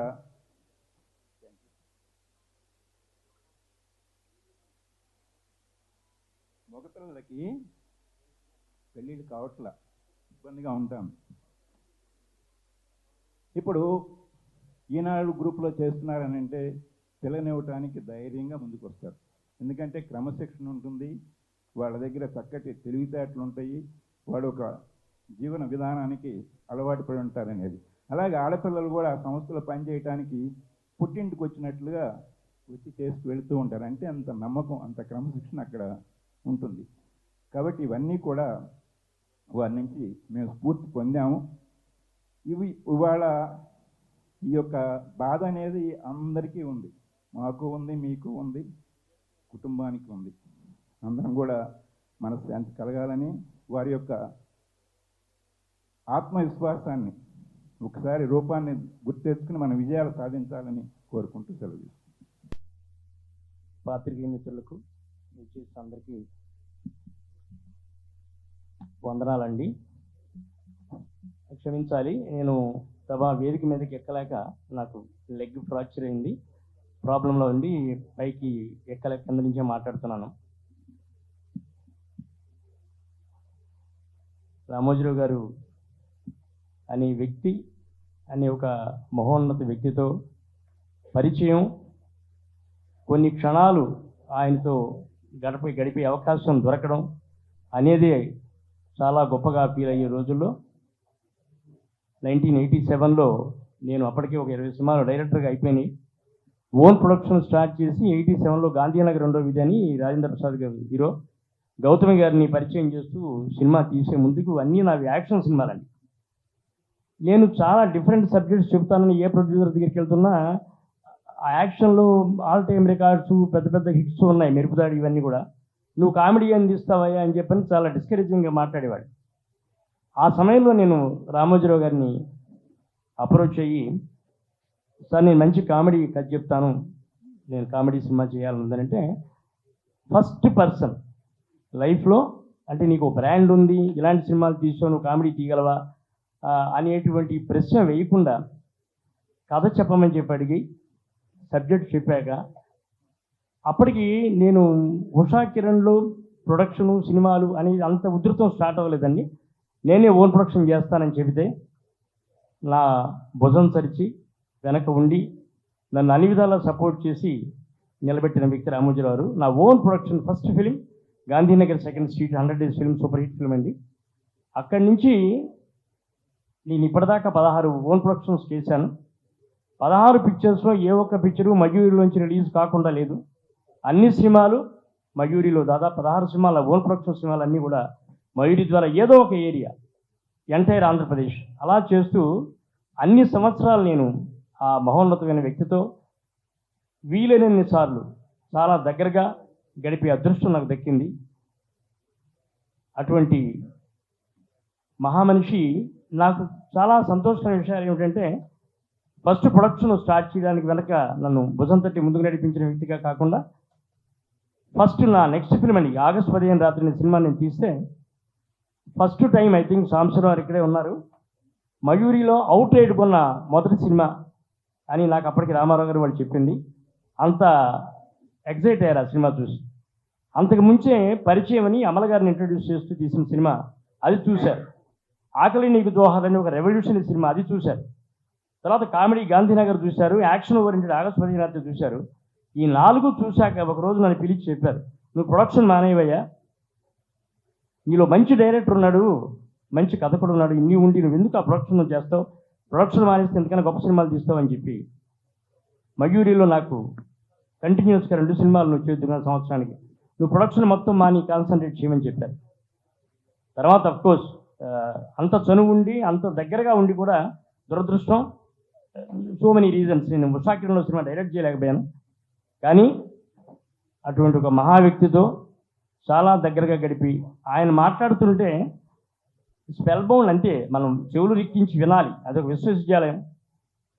ఎవ్రీ వర్డ్ ఈజ్ ఒక వేదంలాగా అంత అటువంటి అనుభవశాలి సకలకళా కోవిదుడు మహోన్నతమైన వ్యక్తి. ఆయన దగ్గర నుంచి మా డైరెక్ట్ మేమే కాదు ఎవరం, ప్రతి ఒక్కళ్ళు ఎవరైనా సరే, ఒక పారిశ్రామికవేత్త అవచ్చు, మన వినోద రంగంలో కావచ్చు, అన్ని రకాల కూడా అన్ని చోట్ల ఎక్కడ అడుగు పెడితే ఎక్కడ ఆయన అఖండ విజయాలు చరిత్రలు సృష్టించినటువంటి ఒక very rare one in million very rare personality. వారి మరణానికి చాలా వారు చెప్పినట్టు సాంబశివరావు చెప్పినట్టు మన సినిమా వాళ్ళు కాదు, ప్రపంచంలో తెలుగు వాళ్ళు ఎక్కడ ఉంటే వాళ్ళందరూ వాళ్ళ ఇంట్లో ఒక మహోన్నత వ్యక్తిని పోగొట్టుకున్న భావంలో ఉన్నారు ఇవాళ. సో రాబోయే ఎన్నో జనరేషన్స్కి చాలా ఆదర్శమూర్తిగా ఇన్స్పైరర్గా మిగిలిపోయిన ఆ మహానుభావుడికి శ్రద్ధాంజలి ఘటిస్తూ ఆయన ఆత్మకు శాంతికి చేకూరాలని కోరుకుంటూ ఆ కుటుంబానికి నా ప్రగాఢ సానుభూతి తెలుపుకుంటున్నా. మా యూనియన్ తరపు నుంచి సంతాపం సార్. నిన్న చూస్తుంటే అంటే మా యూనియన్ తరపు నుంచి నేను కొరవని చెప్పేంత అర్హత నాకు లేదు సార్. కానీ టోటల్ ఇండస్ట్రీ మొత్తం ఆయన్ని అన్ని ఛానళ్ళు చూస్తుంటే ఏ ఛానల్ కానీ ఆయన గొప్పతనాన్ని, ఆయన ఒక సామ్రాజ్యం ఎంత గొప్పగా నిర్మించారు అనేది ఒక కష్టజీవిగా ఒక సామాన్యుడిగా వచ్చి ఒక నిలువెత్తు నిదర్శనమై మన ఇండస్ట్రీలో అందరికీ కూడా ఒక గొప్ప మహోన్నత వ్యక్తిగా ఈరోజు మా ఇండస్ట్రీ గొప్ప వ్యక్తిగా మేము చెప్పుకునేంత ఆయన కోసం ఇంత గొప్పగా మాట్లాడుకుంటున్నాం అంటే ఇండస్ట్రీ అంతా ఒకటే. ఆయన కోసం సంతాపంగా మా యూనియన్ తరపు నుంచి సంతాపం తెలియజేస్తున్నాం సార్. చాలా సంతోషం. Thank you. ఫిల్మ్ ఇండస్ట్రీలో ఎంతోమంది ప్రొడ్యూసర్స్ ఉన్నారు, ఎంతోమంది ఉన్నారు. కొత్త వాళ్ళని అంటే కొత్త టెక్నీషియన్స్ని, కొత్త రచయితల్ని తీసుకొచ్చి ఒక విభిన్న సినిమాలు, ఒక సినిమాకి తేడా లేకుండా ప్రతిఘటన ఒక స్టైల్ అయితే, మౌన పోరాటం ఒక స్టైల్ అయితే, మయూరి ఒక స్టైల్ అయితే, అశ్విని ఒక స్టైల్ అయితే, పూజకు పనికిరాని పువ్వు, అలా రకరకాల స్టైల్స్. అంటే ఉషా కిరణ్ మూవీస్ ఆ సముద్రం నుంచి అలా ఉషా కిరణాలు వస్తూ ఉంటే ప్రేక్షకులు కార్లు మాకు ఓడియన్ థియేటర్లో లెక్క చూసుకుంటే 120 కార్లు ఉన్నాయంటే ఓహో మయూరి సినిమా రిలీజ్ అయిందంట అని అనుకునే స్థాయిలో, ప్లస్ ప్రొడ్యూసర్స్కి ఇబ్బంది అని మొత్తం ఆంధ్రప్రదేశ్, తెలంగాణ 2 రాష్ట్రాలు, కర్ణాటక, తమిళనాడు అన్ని చోట్ల మయూరి సంస్థను స్థాపించి సింగిల్ విండోలో ప్రొడ్యూసర్స్ రిలీజ్ చేసుకునే అవకాశం కల్పించడం. అలాగే థియేటర్స్ కొంచెం బాగా పాడైపోతే ఆ పాడైపోయిన థియేటర్స్ని రెనోవేట్ చేసి బ్రహ్మాండంగా థియేటర్స్కి చూపించే అవకాశం. అంటే ఇవాళ ఒక్కొక్కళ్ళు లక్షల మార్జిన్ లాగా కాకుండా చాలా మినిమం 1000-2000 మార్జిన్ లాగా పెట్టుకుని అలా నడుపుతూ ఇండస్ట్రీకి ఏమైనా సేవ చేసిన ఎవరైనా వ్యక్తి ఉన్నారంటే that is one and only Ramoji Rao. ఒక పేపర్గా ఒక ఈనాడు. అలాగే ఇవాళ ఎన్నో పాత సినిమాలు, బ్లాక్ అండ్ వైట్ సినిమాలు ఇవాళ అన్ని స్టోర్ చేసి అవన్నీ కొని అవన్నీ జాగ్రత్త చేసి భావి తరాలకి ఆ సినిమాలని పెట్టుకోవడానికి ఈటీవీ పెడతాం, ప్లస్ అలాగే ఓటీటీ ప్లాట్ఫామ్ లాగా పెడతాం. అలా ప్రతిదీ ఇది అని చెప్పడానికి లేకుండా సమాజానికి ఉపయోగపడే పనులు, సమాజానికి ఒక అక్షరం అనే ఆయుధంతో సమాజంలో ఉన్న అవినీతిని కానీ, సమాజంలో ఉన్న రుగ్మతలను కానీ, సమాజంలో ఉన్న పైశాచిక తత్వాలను కానీ, అన్నింటినీ సైకో పాలనలు కానీ తరిమి కొట్టిన ఘనత ఒక రామోజీరావుకి చెందుద్ది. ఆయన 4వ తారీఖు రిజల్ట్ చూసి సంతోషంగా అమ్మయ్య సైకో పాలన పోయింది, దరిద్రం వదిలిపోయింది, హ్యాపీ. సో అటు ఆంధ్రప్రదేశ్ హ్యాపీ, ఇటు తెలంగాణ హ్యాపీ, అటు భారతదేశం హ్యాపీ, అన్నీ చూసుకుని ఓహో నా బాధ్యత ఇక్కడ నిర్వర్తించేసి అయిపోయింది. అక్కడ పైన రామారావు ఉన్నారు, అలా రామారావు దగ్గరికి వెళ్ళి నేను అక్కడ ఎన్నో పనులు చేయాలని చెప్పి ఆయన వెళ్ళటం జరిగింది. రామారావు కానీ, రామోజీరావు కానీ వీళ్ళు భౌతికంగా మన దగ్గర లేకపోయినా సూర్య చంద్రుల భూమి ఆకాశాలు ఉన్నంత వరకు వాళ్ళు బ్రతికే ఉంటారు, వాళ్ళు మనతోనే ఉంటారు. మనం వాళ్ళ ఆశయాలు, వాళ్ళ స్ఫూర్తి నుంచి మనల్ని సరి చేసుకుంటే అది వాళ్ళకి ఇచ్చిన నివాళిగా భావించాల్సి వస్తుంది. డెఫినెట్గా అలాంటి మహానుభావులకు మనం నివాళి అర్పించడం, ఇంతమంది వచ్చి ఈ హాల్లో నివాళి అర్పించడానికి పెడితే ఇంతమంది వచ్చి ఇంత క్యూ కట్టి ఇంతసేపు జరిగిందంటే అది ఒక్క రామోజీరావుకే చెందుద్ది. ఆ ఒక్క రామోజీరావుకి ఎంతమంది రాగలిగారు. ఇంకా ఎంతోమంది మాట్లాడతానికి మేము అంటున్నా కూడా సమయభావం వల్ల ఇక ఎంతటితో ముగిస్తున్నాం. Thank you.